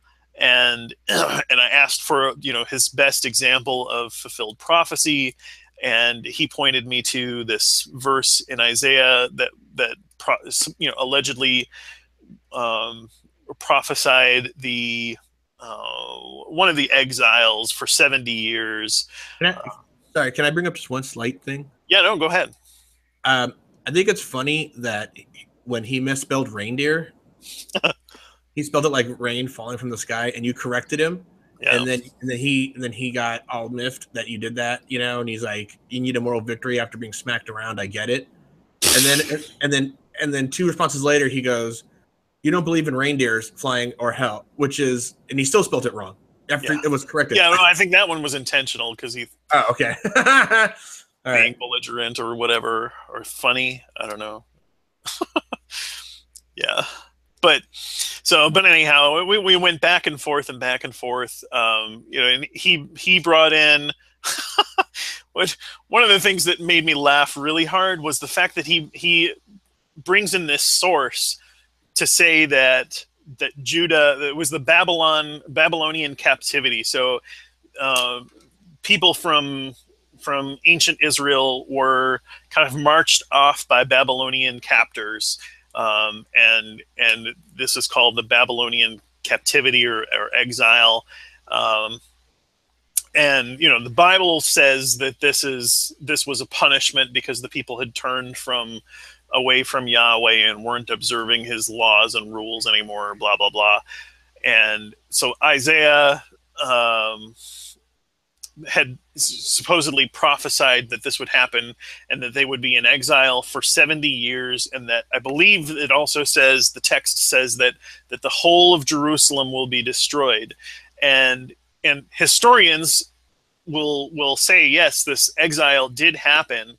But as far as I can tell, the span of years is not really 70 years. It's, depending on how you count it and things, because an exile of a whole group of people doesn't necessarily happen all in 1 year. It doesn't necessarily happen all at once, and it doesn't necessarily happen they're being taken as slaves in this conquered land. Well, that can happen kind of piecemeal, and well, these people, we could use some more workers, go get them from Israel or whatever, and then and the same with when they come back, but they actually kind of give a hard ending for when it ends, because I think it was Nebuchadnezzar is the ruler that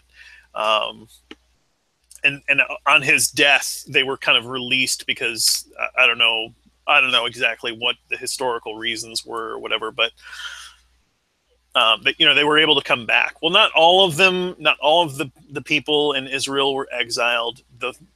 All of Jerusalem wasn't destroyed. The temple was destroyed, and large parts of the city, but there were other parts of the city that continued on even during this period of exile. So there are a number of points that are pretty weak from a verification standpoint of what the actual text says. The other thing is, when was the text written? I don't know. From a historical perspective, it was most likely written after the fact and written down. And, it doesn't even say in there necessarily that this is a prophecy. I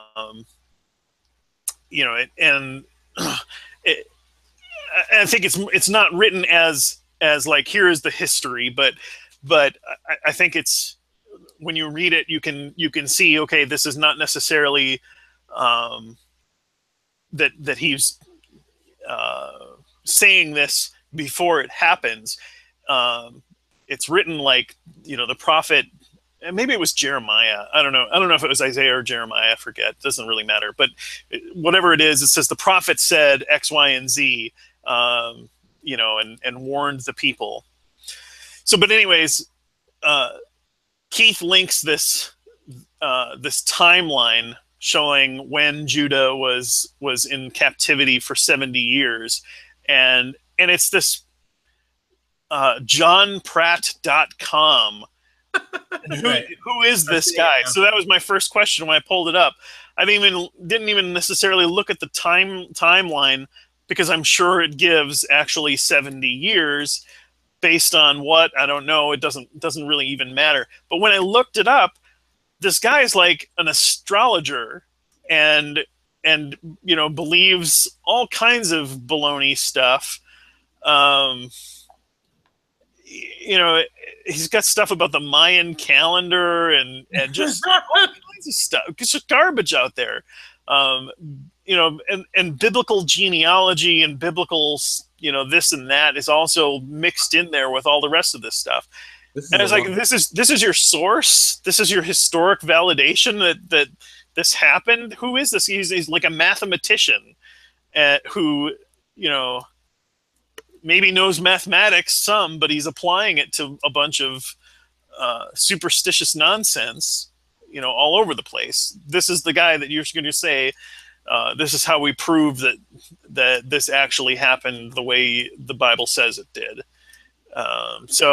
We went back and forth after that even, but he ultimately, he he replied in a private message to me that he wasn't going to argue with me anymore on my posts, and that and what I think happened, I don't know if it was people in the church or people on Facebook or somebody probably said something to him and was like, you're not you're not helping things, and Or they may be saying this David guy is beyond hope and you're wasting your time. yeah, well, I think, and that was probably part of it, but I don't know. It's also interesting to me because I know so many people read through these threads that I have between me and Keith, or me and Trey and whoever else on Facebook, and it amazes me because people will comment to me either in private messages or co-workers and things, who may not be atheists even, but they'll be like, I really appreciate the way that you conduct yourself on there, that you're not rude, you don't demean people, you seem open and willing to have the conversations. So I think it's good in general for people, even these conversations where it doesn't seem like we're getting anywhere with the one person, but other people watch those and see those conversations, and I think it can make a difference. I think this Keith guy really just wants to be right. Like we all think when we go into, we all think we're right to some, right? You know what I mean? Just sure, yeah. And we're not discounting that we could be wrong, but we're saying we think our current position is the best one, right? And if we didn't think that, we wouldn't hold those positions, right? I mean, that's the whole reason we hold. He seems to be like this weird paramount of like, I don't know if it's overconfidence. Like he seems so confident in what he's saying, because giving what he does for a living and his activities in the church and all that, and that's fine. But it's how am I going to put this? It's like he gives so little and expects so much out of who he's speaking to. You know what I mean? Yeah. Like he's like his position is impenetrable. And so. Well, and it's not impenetrable from a logical or evidence-based perspective. Right. It's just impenetrable because he refuses to even consider the possibility that he's wrong. Right. Or not even, even consider that possibility that you're wrong, but at least consider the possibility that you're not, quote unquote, absolutely right. Yeah. I know that you must have been getting, I don't know, annoyed because you have this really long post where it says deep down you are afraid. You're afraid to answer questions because you've been indoctrinated to believe, and normally you don't go through this big old rigmarole until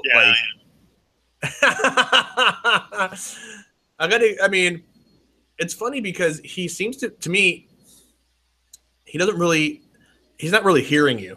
He's not listening to you per se, Yeah. Unless it comes to subjects that are specifically involved with like the Bible itself or the history, or you know what I mean, like what you were talking about. But the parts where you're actually questioning him, or the parts where you're actually saying, that's a bold assertion, prove that, or anything where you're questioning his position itself, he will immediately sidetrack that. You know what I mean? And it's kind of odd when you think about it. I'd love to get him on the show, but he would never come on here. Or I saw that you said you would go to his church, right? I used to, yes. No, but you would go to his church and answer his questions, or oh yeah, in the conversation, I offered that, yeah, and then in the side message too. We've talked about this in the past because he used to invite me. I don't think I'm invited anymore. I like there's someone that says only Gaba guy can have a "Hey, I solved a puzzle" post devolve into such a discussion. Yeah. I gave you congrats. But it's like he doesn't even, to me, he doesn't even have an argument. He really doesn't have even a position that he sets forth, He even said that, he even pulled the whole Romans 1, like, we know God exists and we're, yeah. What is it? We deny it in a righteousness or something. He went down that old fucking path, and it's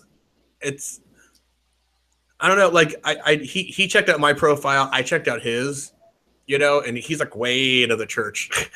He's like way into it.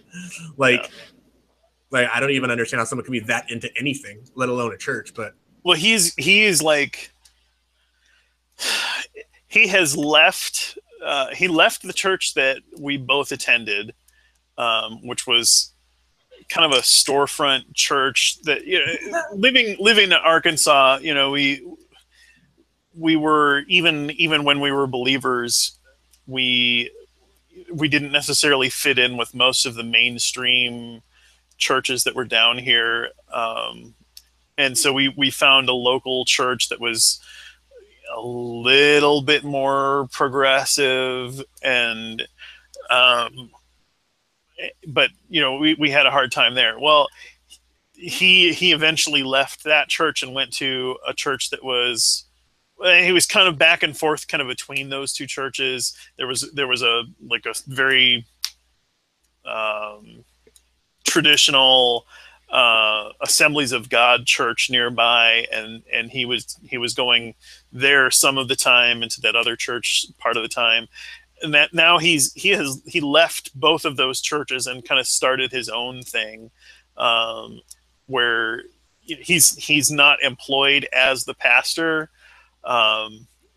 It's taking from the concept of, Paul in the New Testament said that he was a tent maker, and that he earned his living, and that's why he didn't ask for money from the people, and kind of built on that model. So Keith has a day job, but then spends a whole lot of time, with his ministry that he has set up, and then also this church that he does on the weekends. So, during the end of your conversation with him, and I'm reading here, which is kind of funny, but this guy really doesn't understand irony, does he? So you started questioning him. You have a question that you tend to ask a lot, which is, what is it? If you, where is it? God damn it! If your beliefs about the Bible and your God were wrong, would you want to know? And you asked that quite a bit, and it's a great question.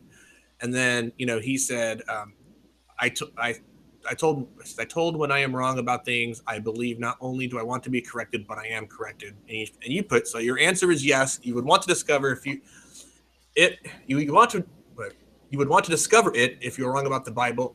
What the fuck, David? Or that's okay. So your answer is yes. You would want to discover it if you were wrong about the Bible and about your God. And you say something else, and then he says, I am a fallible human being. I am a fallible human. If I am wrong when I act in anger, I am wrong when I believe that I am justified in my anger to avenge others.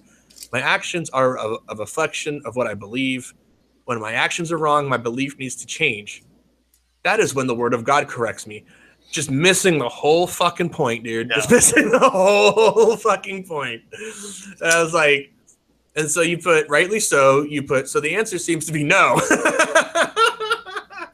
You are not willing to investigate your beliefs about the Bible. It sounds like, it sounds like to me you do not want to know if those beliefs are false. If that is the case, there was no point in moving forward. We were just talking past each other. It's kind of like Side 10 used to say, where he goes, I can be wrong, but not about this. Yeah. Not about the Bible, not about God, It's like, well, this is going over your head. You know what I mean? Like, yeah. And I would love to. This is one of those things where it's I don't know how big that church is, but if I was closer, I would love to go down there and like do like a panel and just be sitting up there on stage, like answering questions, talking. Yeah. It's been kind of a little bit of a dream of mine to actually do that. Especially where I live, which tends to be it's progressive, but you would be surprised. There's a lot of churches here, right? There's it's very cultural and it's a kind of an ethnic thing, but there's a lot of churches here, and I don't know if I mentioned this at the start of the show. Maybe I haven't mentioned it to you yet, but my circle of friends, or I don't say friends, my acquaintances here where I live, it's a downtown type area, so there's a sort of core group of regulars, people that that know each other. And I've actually been snubbed a few times since I've been posting more atheistic posts on Facebook. Yeah, that people see. And I've never actually really been snubbed before, about this. But it's weird to me that these are the same people that post about like they're very left wing, and I'm a liberal, but like they're very protesty, anti-Trump. Yeah. Which I am also, but they're just like, the one love and this and that. And it's like, well, what about me? It's like, yeah. And I never experienced that before, to actually have someone that used to walk up to you and like, let's say there was a female acquaintance who used to say hi to me, walk up and give me a hug. And we used to be really cool. She's one of the first people I met when I moved here, and to have her walk right past by me like I wasn't even there, it was a little jarring. I was like, the fuck? Like,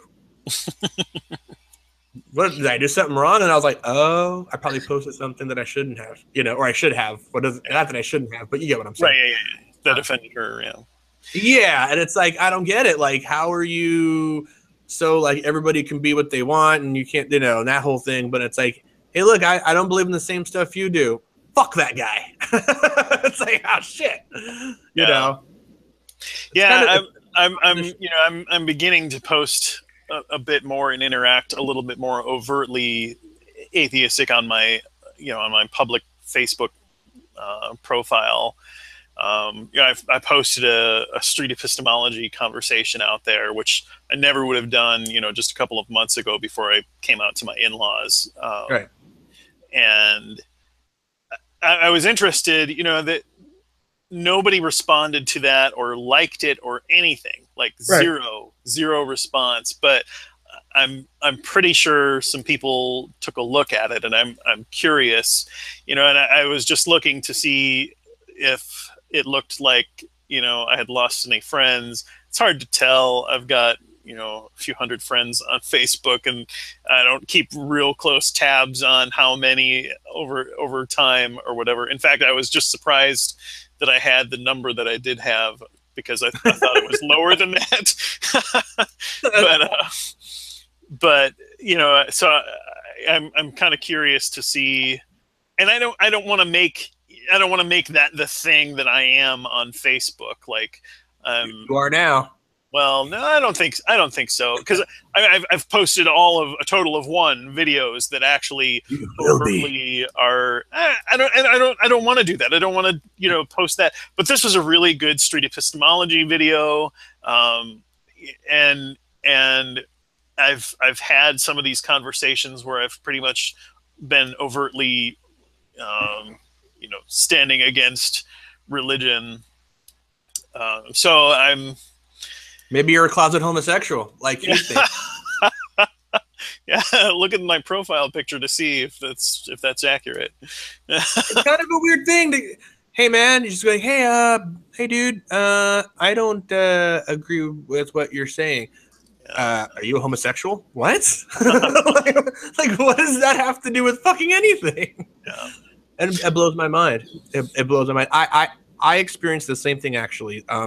I will get maybe 1 or 2 or 3 likes because there's a small, sect of people that I know that aren't believers. But for the most part, nobody comments on it, and it just disappears. And I think if they know that, they do that thing in their mind where they go, like, if someone I have a friend who's really religious and who posts like a devotional from Joyce Myers or whatever, like every day, like this big long paragraph thing. And I just scroll past it or whatever. But it's kind of funny. I never comment on them because, and this is weird because this was a friend that I've had for a very long time. I've known her since she was 17, right? And she's 30 something now, like in her mid 30s. So a very long time. And I got invited to her first wedding, which, she ended up getting a divorce, and which is, we won't get into that, but she was getting remarried, and she found Jesus, and then she got remarried, and then this guy she met at the church, and now she works at the church, and she's super, but she's the kind of person that I've known her for a long time. She had some issues, and she's the kind of person that needs a direction to have a direction, right? Like I have far long enough in my life to where I am comfortable making my own direction. You know what I mean? Whereas they need a quote unquote greater purpose, like flung upon them, or because they can't figure it out.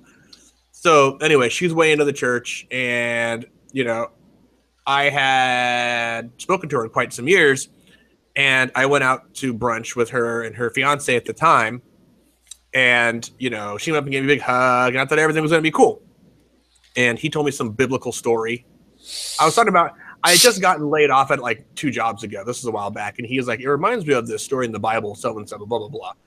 And I kind of glance at her. She glances at me, and she gives me the sort of like, she shakes her head kind of like, you know what I mean? Like, yeah.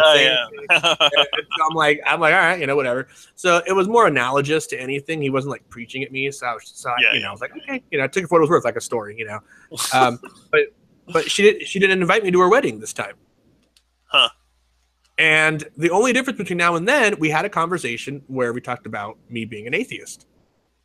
After she was getting her divorce, I went over to her house and where she was staying, and we talked a while, and she was like, yeah, and you're an atheist now. I mean, are you going to try to convince me not to believe in God anymore? And I'm like, I came here for lunch, dude. Like, it's not even, like, I'm not even, you know what I mean? Like, I thought we were eating lunch, dude. I didn't know God was going to come into this equation, Like,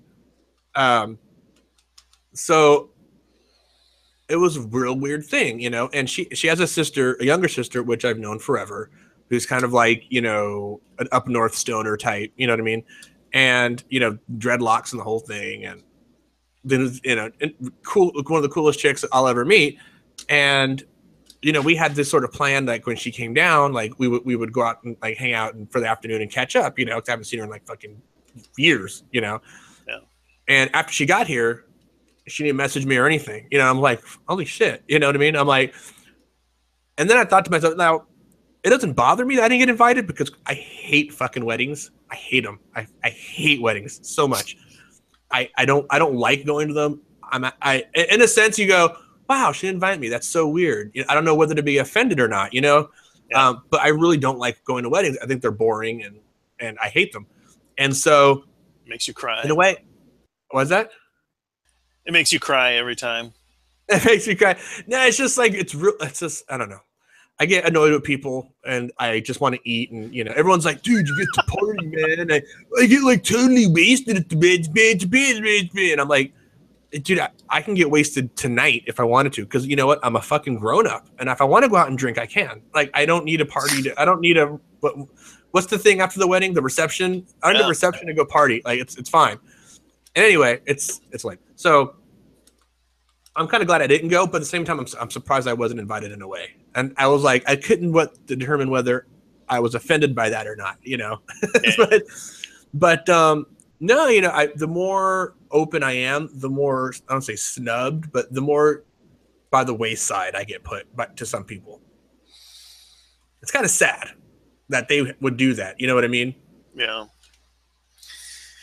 Because if I was gay, like good old Keith thought I was, and you've seen I don't know if you've actually seen my profile, Gabby, on Facebook. Yeah, I've looked at it. Even just a peek or whatever. Is there anything inherently gay in my profile? No, right? There's like nothing. And so I'm like, hey, look, I took a picture of the dinner I had, like all fucking Californians do. Like, hey, here's my picture. Here's a picture of my lunch. Doesn't it look great? I don't know where he got any of that, but it was just your profile photo. That's all. He thought that was gay. I guess you've got your head cocked one way or something. And well, the reason why I got it cocked actually is because my ex-girlfriend is in the picture and I cropped her out. So our heads were kind of together. It was like one of 3 pictures I had on my phone at the time or whatever. Yeah. That I didn't have like great. It was one of the few pictures I couldn't crop her out of. So, but even then, given that, it doesn't. If I thought I was giving off that vibe, like to me, like the gay thing isn't even an issue. But and even if it was, there's something inherently gay about my picture. You know what I mean? And if I photoshopped the big cock on the side of the picture, maybe, but like, it's not even like the case, dude. Like, I didn't even get it. But you're right. Maybe he was just fishing for like some sort of like, yeah, I came out when I was 16 and the church abandoned me, and he can be like the savior. Right. Yeah. Come into my flock. We won't judge you here. Yeah. Well, although he does think that homosexual relationships are sinful, and that he's not a progressive Christian by any means. What is the whole deal? I don't understand. Like, if he feels he plays like this softy kind of Christian in the beginning, where he's like, "I'm sorry, man, that people have done this to you, and it's not right, and this and that," and then when he starts talking to you, he goes, homosexuality is sinful. Yeah. Right. Like, that's how it would go.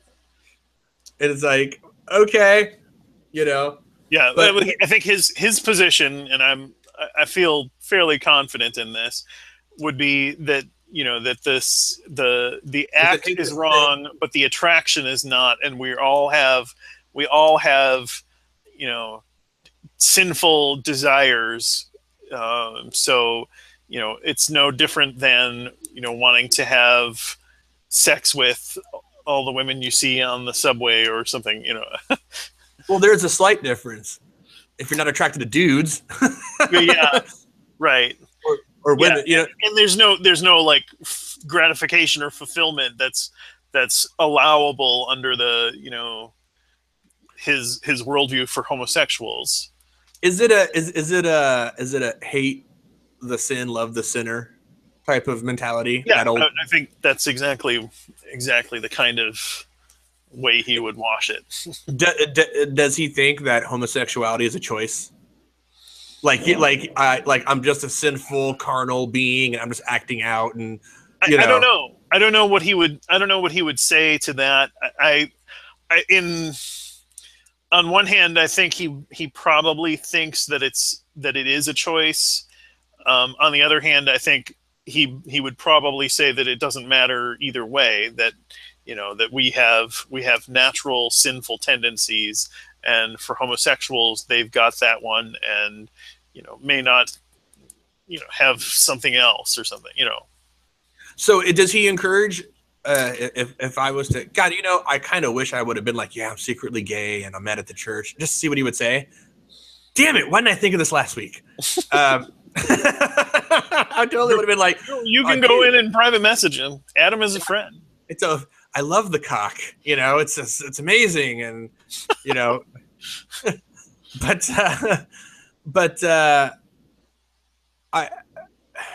it's really a weird thing. I mean, I like you. I won't say it now. We should probably wrap this up. I need to get going here anyhow. What time is it? I don't have my clock It's up, like so I don't. 4:17 here. Oh shit! We're over 2 hours. Yeah, we're over 2 hours. Oh damn! I didn't think this fucking guy was gonna take time. Thanks everybody. We're gonna go do nerd things. Gabby guy may actually beat me in the nerd department with this whole Rubik's Cube thing, but if you can do a Rubik's Cube with the shape of a pentagram for next time, that would be great, and post that. Spark up some more stuff. All right. Well, thanks everybody for hanging out with us. We'll see you in a couple of weeks. Take care.